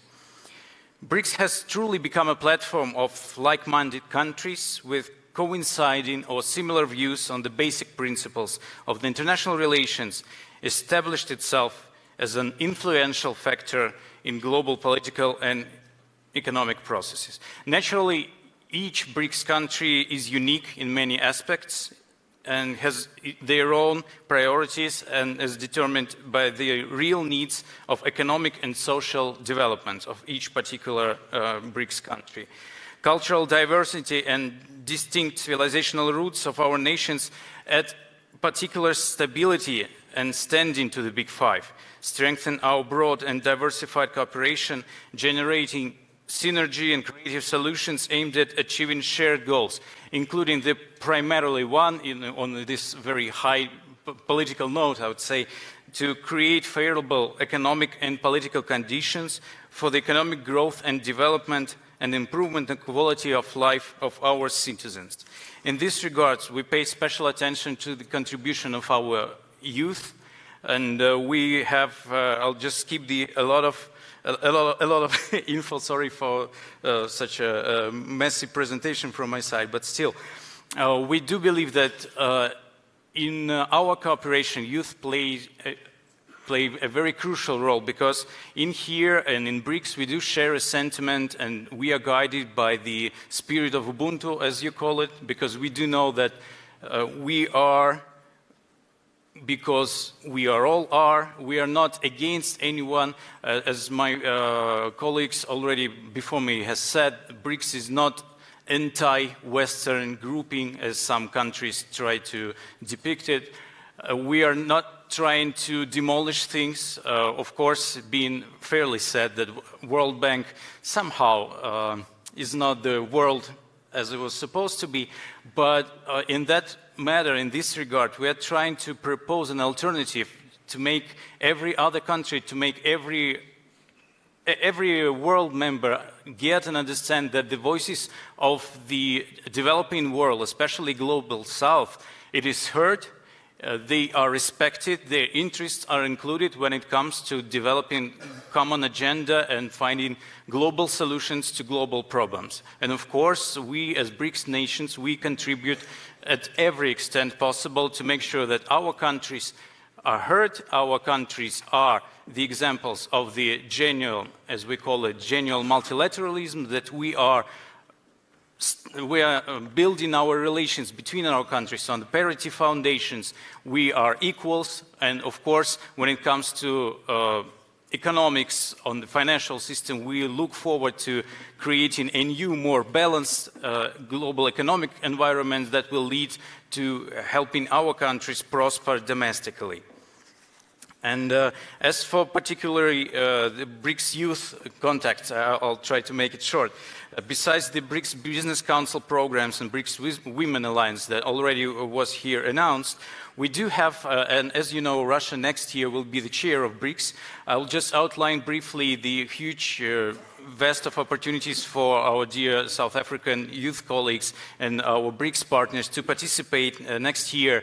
It will be organizing events in more than a dozen Russian cities. We would like to be guided by the principle that our dear South African colleagues has once introduced, to show BRICS to a member country and show member country to BRICS. So we will be inviting our dear South African colleagues to come to Russia to experience different programs for youth, especially that we are preparing. One of them is BRICS BRICS Youth Camp and BRICS Youth Summit.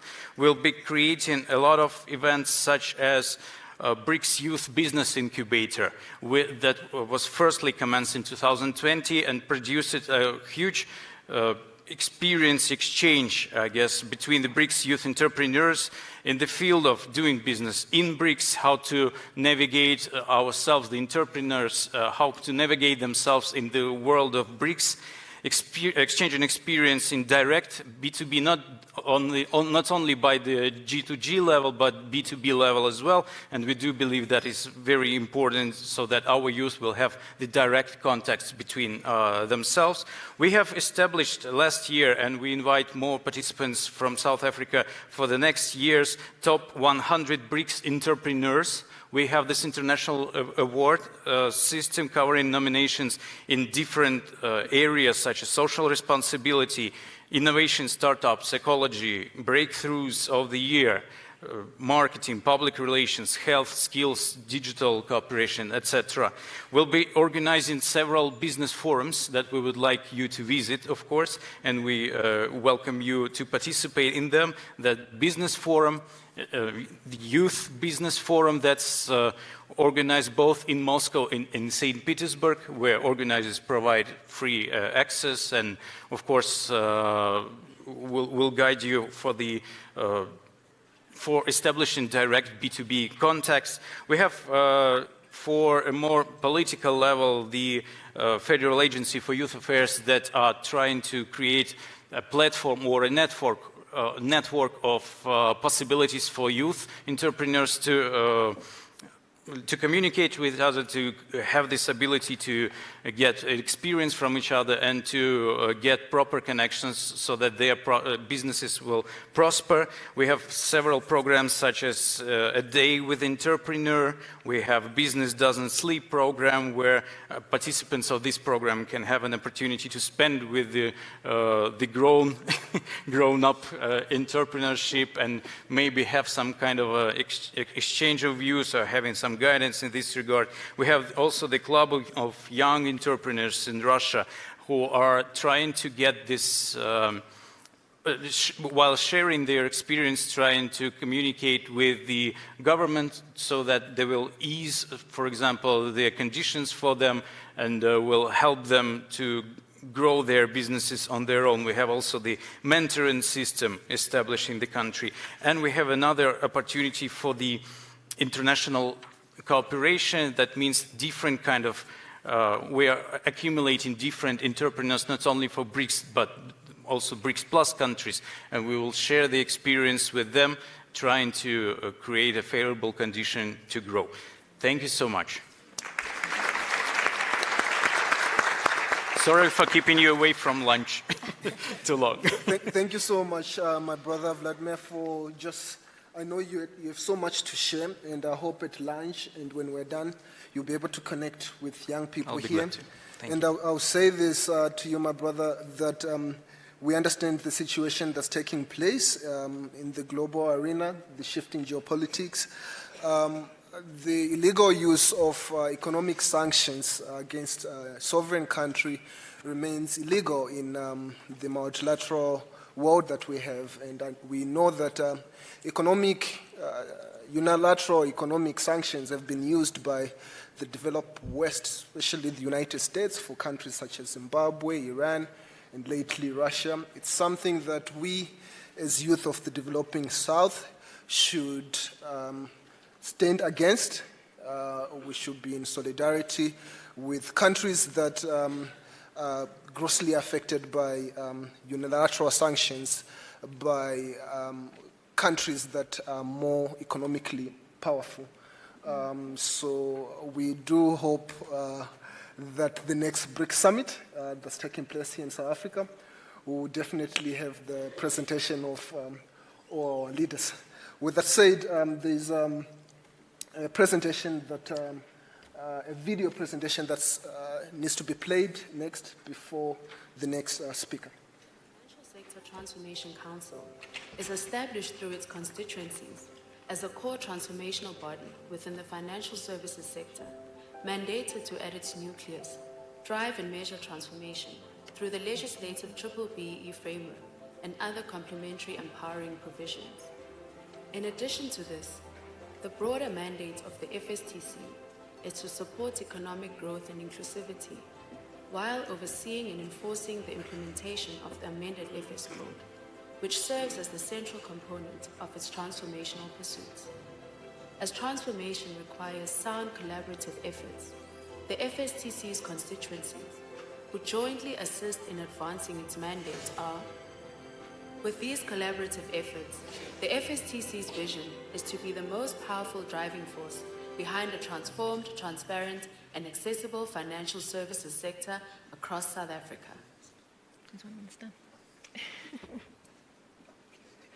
I'll take the floor. Okay. It's fine. I can stand. It's okay. Good afternoon to our prestigious audience and my fellow panelists. It's such a great honor to be embraced by such young, hopefully we're still vibrant at this time, but super talented entrepreneurs who are ready to transform and ensure that we can grow the economy of South Africa. Before, I would like to take this opportunity just to thank the NYDA for inviting us, the FSTC, to deliberate on the role of the Council plays on transforming for the inclusion of youth and ways that it can create opportunities for trade. So I'm going to have to skim through all of this, but hopefully I won't be going too fast. Please stop me. Sing me a song first, then I'll stop. So as echoed on the efforts of the Financial Sector Transformation Council to be the most powerful driving force behind a transformational, transparent, and accessible financial service sector across South Africa. The preamble of the 2017 amended sector code details that, notwithstanding significant progress since the establishment of a democratic government in 1994, South African society remains categorized by racial income and social services inequalities.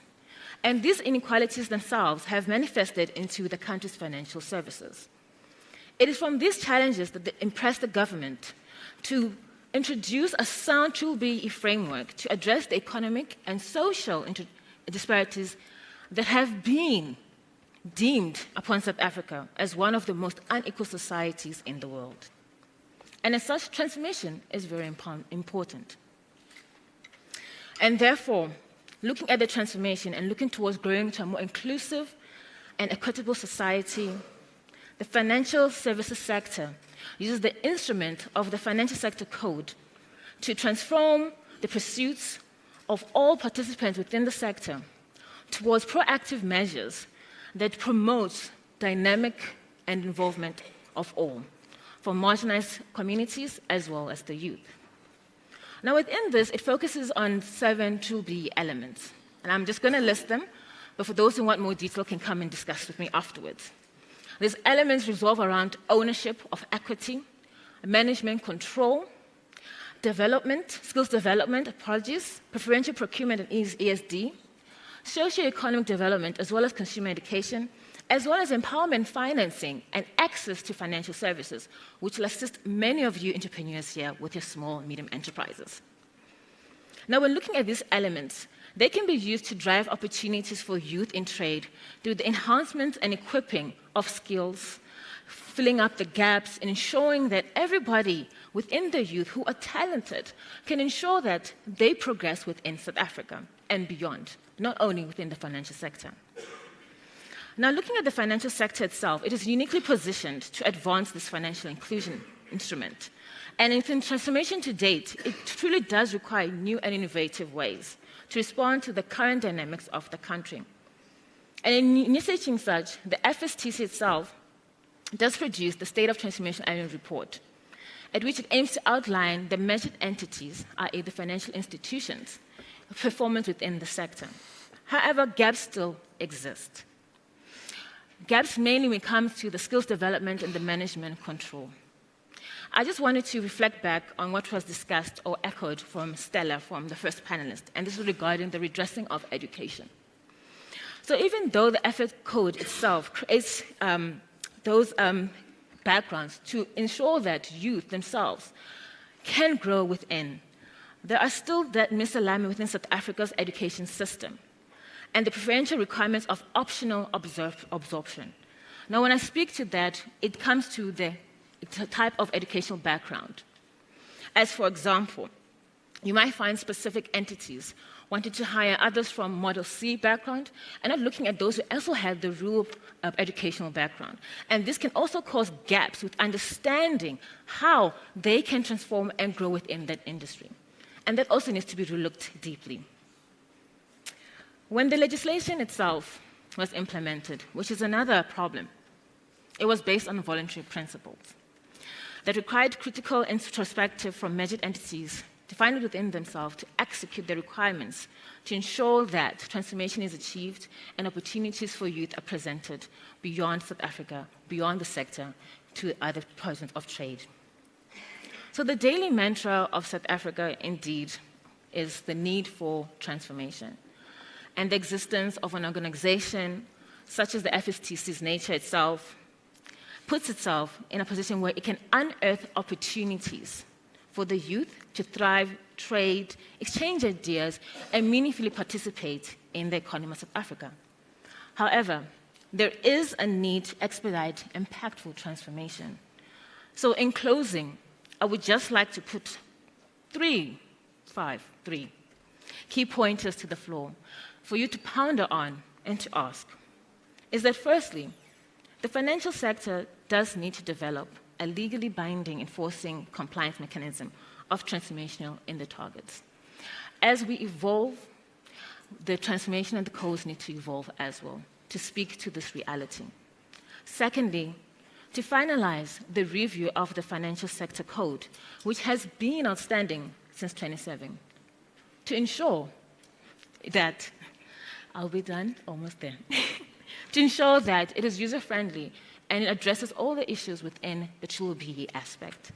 And lastly, the review of the FS Code should allow for all the elements themselves to be measured against critical socio-economic indicators and for the groups to align to its respective targets to the demographics and designated groups of the country. As government and both private and public sectors have a shared responsibility in accelerating the pace of transformation. Thank you. I wasn't long. Ladies and gentlemen, like I said, I don't want to stand in between you and your lunch. I can tell that you're becoming a bit restless. Sugar levels are down. In the interest of time, I've been alerted by our Deputy Chair to unfortunately not have the question and answer. I'm going to request our panelists to give ample time for our participants to engage you. Please don't get into your motor cage and leave. But I'm going to take a minute to break a bit of protocol and request I apologize for breaking protocol, but in African culture, when you've got elders around, you give them an opportunity to share a bit of wisdom. And our Excellency, Dr. Vaja Lucian from the Embassy of Mauritius, it's been here with us. Maybe we can give him a minute or two to just share his wisdom on we as young South Africans, what we should look at within the BRICS framework. My apologies again, Deputy Chair. Please, Excellency, if you could share your wisdom with us.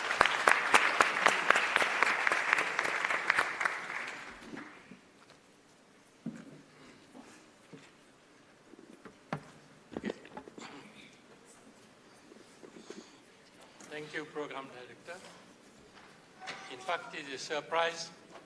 I did not expect to speak here, or else I would have given you my name to be on the panel there.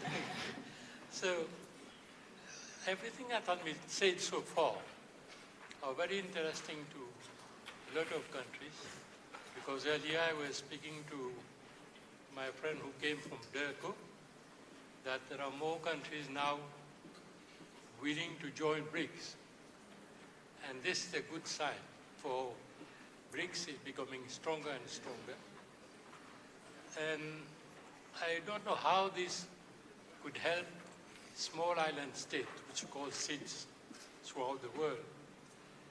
Because if I take the example of Mauritius, which is a very small island in the Indian Ocean, and with a limited population of 1.3 million, as compared to China, it's 1.4. India will be overtaking China very soon. So some of the problems could be how the small island state, development state, could benefit from this. Okay, even BRICS expand further, okay, which I hope is a good sign also. Now coming back to Mauritius, I said it's a small island. We have no resources, no minerals, nothing except our shallow lagoon and beaches, okay, and a population which is from different sources, African descendants, Europeans, Indians, Chinese, 2%. So we are a mixed population, but we are living peacefully so far.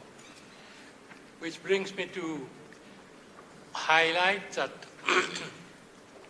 in the continent of Africa, Mauritius is #1 in Mo Ibrahim Index.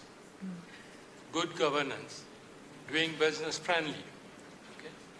Now we are tourism, textile, and a lot of more, 10 sectors we are talking. And last week only, I learned that Mauritius has been designated as the safest country in Africa, which means you understand what it is. And beside this, although it is small and limited amount of land, actually there are more than 25,000 South Africans who have established their home in Mauritius.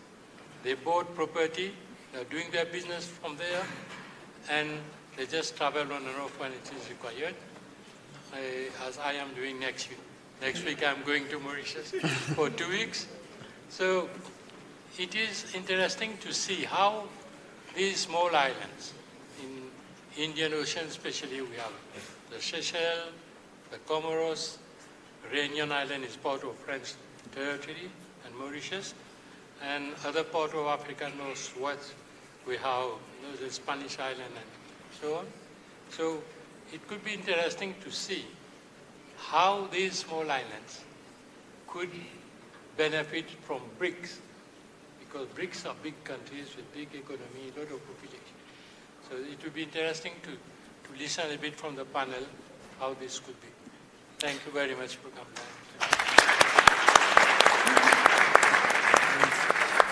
Thank you so much, Excellency, for those words of wisdom. And you forgive me, I'm a young man, I get overzealous from time to time.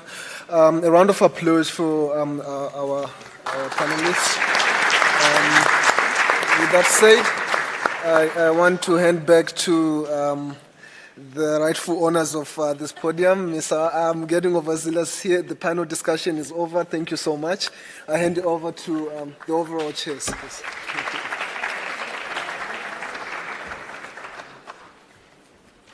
Thank you. Thank you. Let's give a round of applause for our panelists. God, even the clapping is no longer clear. Let's just give them a round of applause again. Are we hungry? Are we hungry? Don't worry. We're actually heading towards the end of our program. But I'm thinking that the real entrepreneurs in the room would be more geared up, because this second session of the panelists, they are focusing more on the solutions for entrepreneurs than just listing the challenges. GAP was here, which they actually gave us some insights on the loans, on the grants that are available. And it's actually exciting now that I'm about to call Keketso Temane from APSA, who is a consultant for enterprise development. Her specialty and focus is on financial and non-financial support for small and medium enterprises.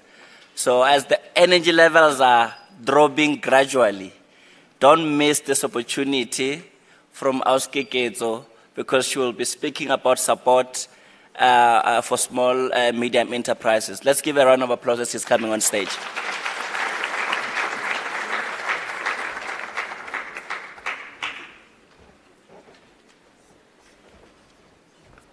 Good day, everyone. Good day, everyone. Okay. I'm also hungry. I actually saw something here that says we should only eat when we are about to faint. That's the only time we should actually eat. So let's sit down. Thank you so much. And thank you, Cornet, for that introduction. So I'd like to first and foremost thank everybody who's sitting in this room, and thank NYDA for inviting us to this event. And I hope that right at the end, everybody will walk away with valuable information that they can go out there and share with our counterparts. And in so saying,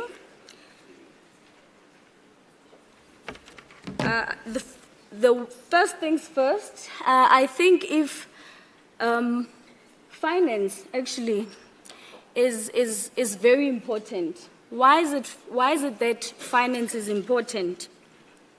So it's important for various reasons. So you might find that one needs to purchase assets, or goods or raw materials. So this means that essentially one would require, so essentially anything that will push your business forward requires that you need to have finance. This is why finance and funds are obviously known to be the lifeblood of any business. So, this one, yes, okay, all right. So it simply means that we cannot function properly unless we have adequate amount of money accessible to us or to our businesses. So in so saying, ABSA is committed to solve the needs of sector players. We address key sectors' needs by providing access to finance and supporting sustainable businesses. So of course, we are aware that there are challenges within different types of industries. So now, access to adequate funding is actually one of the challenges. So these are just to name a few: financial management, supply chain, which we all know is vital for the business, as well as transformation. So now, as ABSA, what is it that we would then focus on to address participants' core needs? So some of the pointers there is what we will focus on, whether it's building long-term relationships, helping businesses grow, helping businesses to put together or build financial profiles, positioning strategic differentiators, long-term growth, and so forth. I'm not going to go through all of that. But then how is it that we would then address that as a bank? It would be through offering financial assistance as well as non-financial support. So through our non-financial support, depending on where you are as a business, so you might find that you are still at a startup phase. If you are in the startup phase, we would then look at assisting you through some of the programs that we've developed as a bank. I think some of the offerings, Auslebo from GP, I think our solutions are quite similar when it comes to offering non-financial support. So the example that I made is a person who's still at a startup phase. So if you are that specific entrepreneur, we will then focus on assisting you to provide you with the skills that you will need, that will equip you in starting your business. And then if you were a person that is in the growth space, we would then help you to accelerate.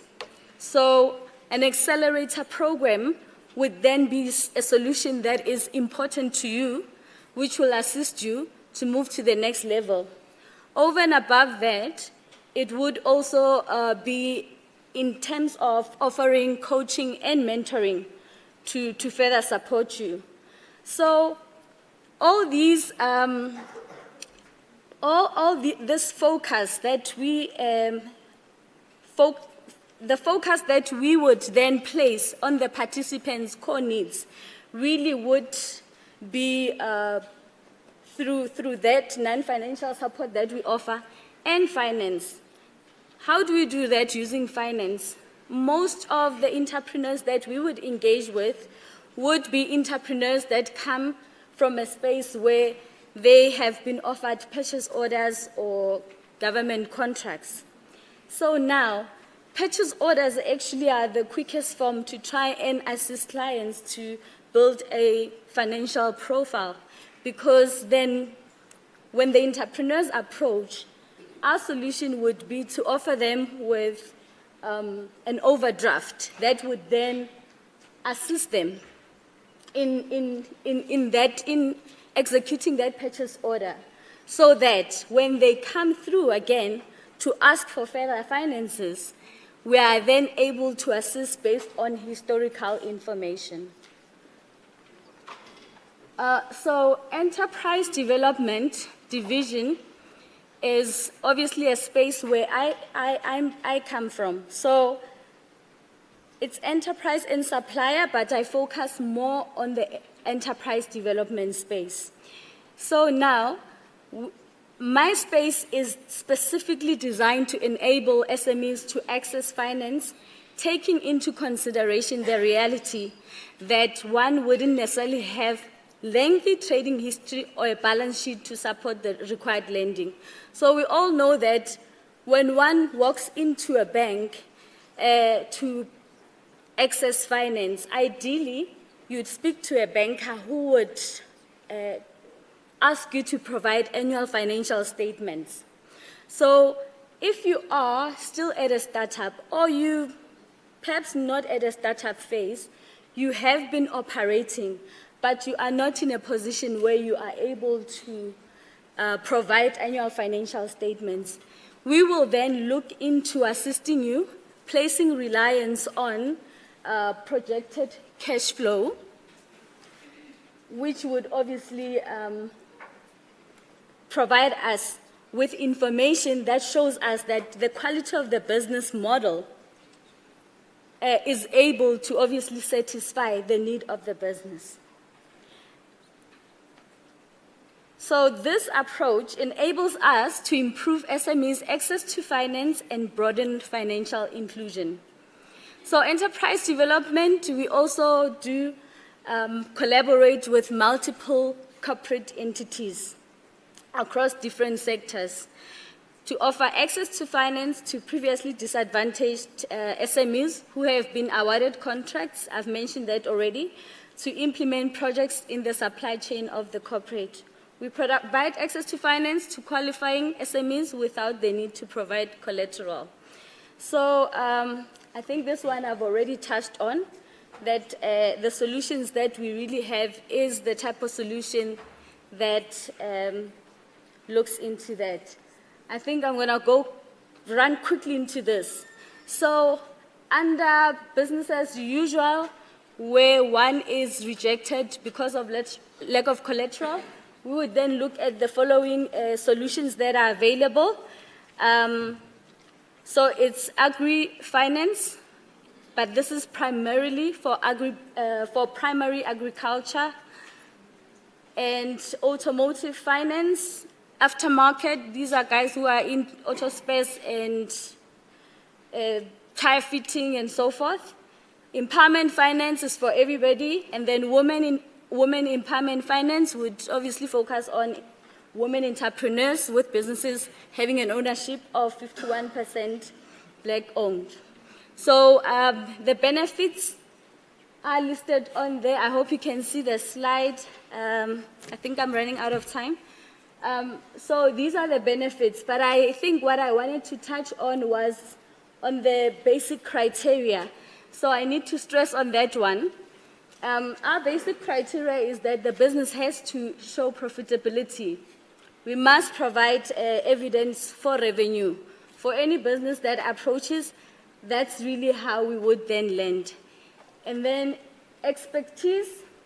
Of course, if you're going into whichever business sector, you need to have the relevant experience or skills in that space. So it is imperative that the owners of the business have the expertise in the sector that they are in. Operations, if you are more than one owner of the business, it's quite imperative that one of the owners, they have management control on a day-to-day running of the business. And then in terms of banking, ABSA has to be the primary account holder of the business. And this is also essentially to assist clients in where they're struggling as a business, because then they would have a relationship that they hold with a business banker. I've really run quickly through these slides, but I think this is where I'm going to stop. Thank you so much, and my team and I are outside, so I'm hoping that you will come through and engage with us with regards to some of the offerings that I've mentioned. Thank you.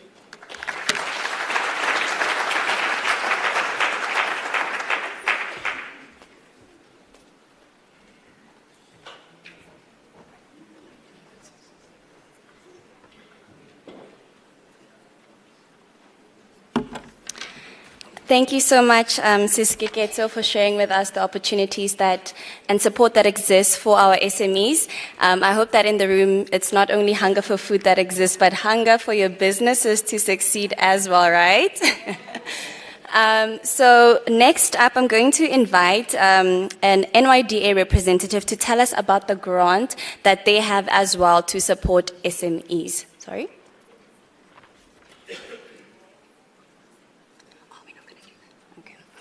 All right, so it looks like we won't be speaking on the grant. We'll move straight to the vote of thanks, and this will be done by Mr. Raymond Matlala.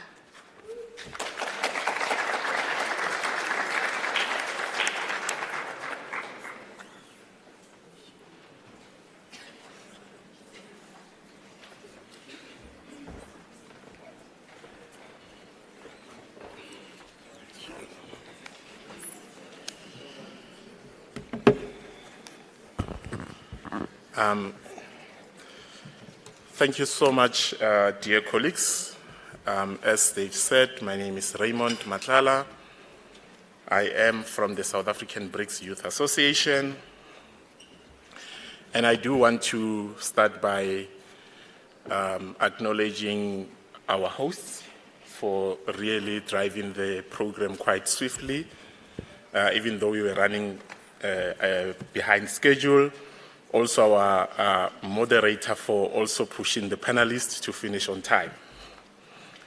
Let me take this opportunity to, in absentia, to acknowledge the respondent, the Deputy Minister. Let me also take the opportunity to acknowledge His Excellency High Commissioner of Mauritius. As we get closer to the discussions of today's trade convention, I have some of the key points that I've taken from the speakers. The difficult part about giving a vote of thanks is that you can't prepare. You need to sit and listen and make key inputs and outcomes. I mean, during the opening, we really had the executive deputy chair who made reference to what we call industrialization, and I think what I took from here is not talk the talk, but walk the talk, and this is why we're here. I mean, she and the team made sure that they brought us all here to walk that talk. And DECO came in and talked about the BRICS priorities, which are 5, and I'm not going to get into them. But what was a key takeaway for me is that BRICS is not seen as an alternative, but it is seen as a voice for Global South. And I think that is something that we can take with and utilize. And we saw also a presentation from IATF and inviting us to Egypt. And I hope you are ready.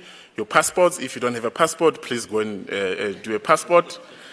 So that we can go to Egypt and witness and network and get some of these opportunities. They spoke about checks. You saw 42 billion USD deals were signed there, and perhaps you would be one of those that are counted in this 42 billion.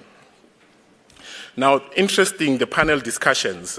We had 2 panel discussions on youth, perspective on BRICS priorities, and some of the key things that I took away there was do as I say and not what I do. And we've seen it in all the years that we are told what to do, but the ones that are telling us what to do, they really don't do those things. And an example is on the issue of just transition. And one of the other key things was we really consume what we don't produce and we produce what we don't consume. And I think that is something that we need to take away as young people that wants to go into business and trade and start thinking about what trade looks like in the next coming 3, 5, 10 years for Africa, with a particular focus on our BRICS partners. And another thing was, we cannot have just transition which threatens the employment of our societies. So we also need to take that away when we think about this new thing called just transition. And I like the term equitable just transition. And we've also heard that there is a serious need for education system to be transformed. You know, I think in the past years we've seen the reform, but we've not really seen the we've seen the transformation, but not the reformation. So we've just changed phase, but we still kept the system. And I think it is upon us to look at what education, the skills of the future looks like for us as young people. And very importantly is give young people opportunities to lead because they've got the capabilities. As my sister said, as that experience collapsed our municipalities. Therefore, give young people an opportunity to lead.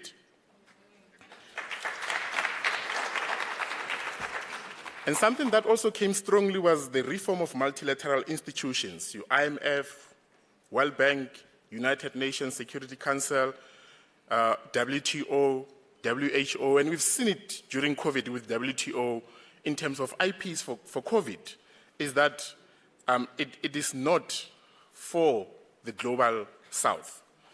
And that is why this concept of BRICS representing the voices of global south collectively is quite exciting for me. We've also got some questions around why can't Brazil help us with health? Because they're doing well there. Why can't Russia, India, and China assist us with energy? Because they're doing well there. And I do want to challenge all of you to really raise those issues. And through the South African BRICS Youth Association, where we're going to submit the policy recommendations to DECO, what are some of the collaborative areas that you see us collaborating with other BRICS countries, and we will be sure to include those in our recommendations. And the DM came in to respond to the vibrant panel discussion, and I think one of the key things that the DM touched on was the impact of the free trade agreement.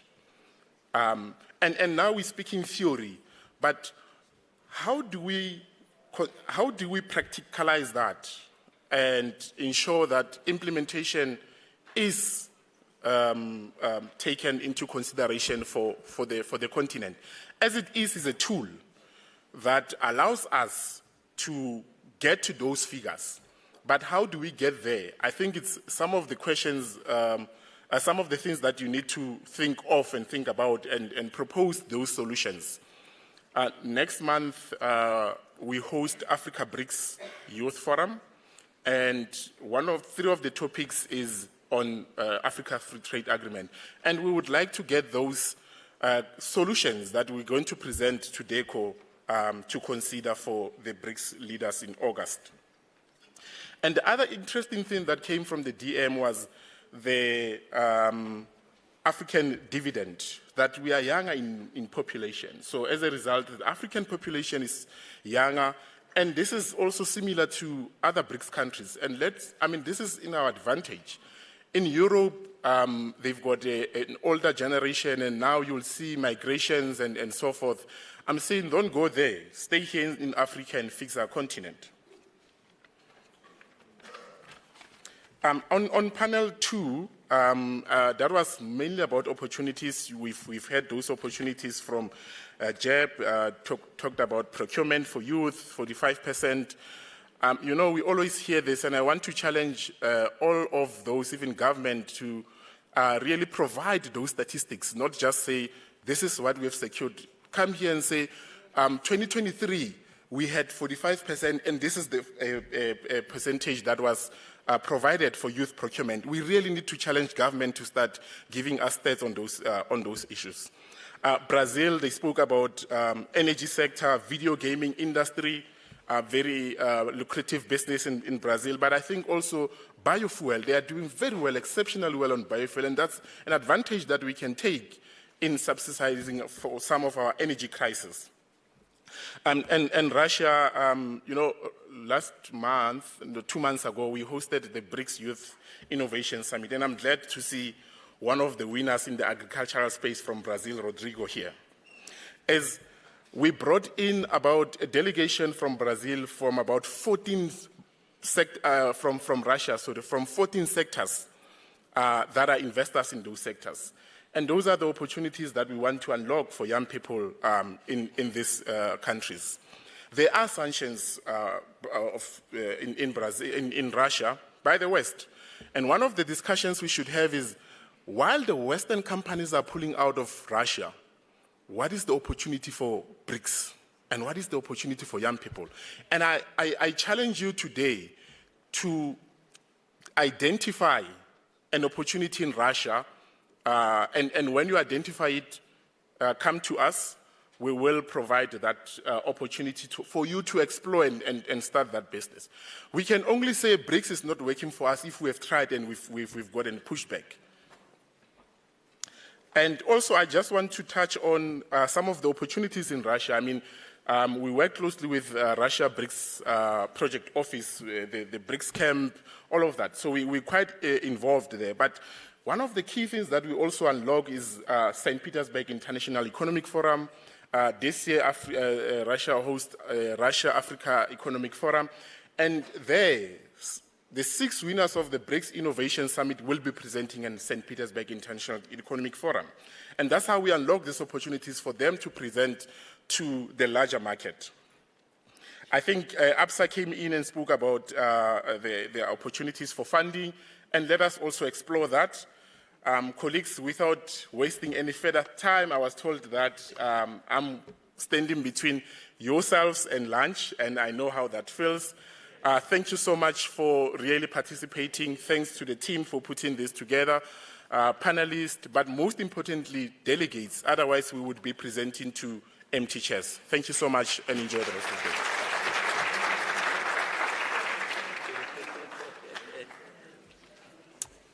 Thank you. Can we please have all the panelists, the speakers on stage? Just for a moment.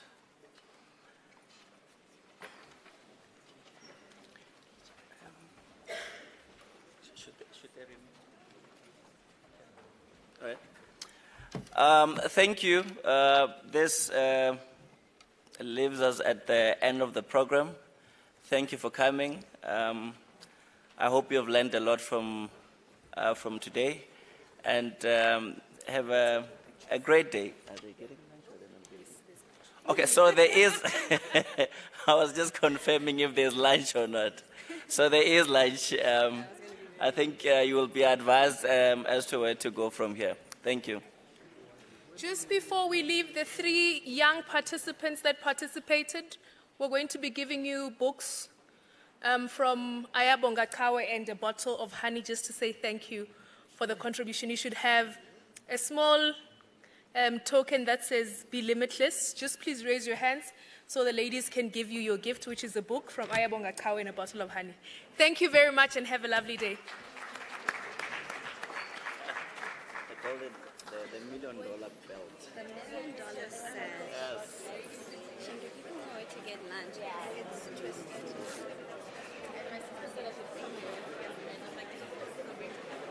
Hello? It's not agent. I'll call you now. It's not. I'm going to call you in a couple of minutes. Sure.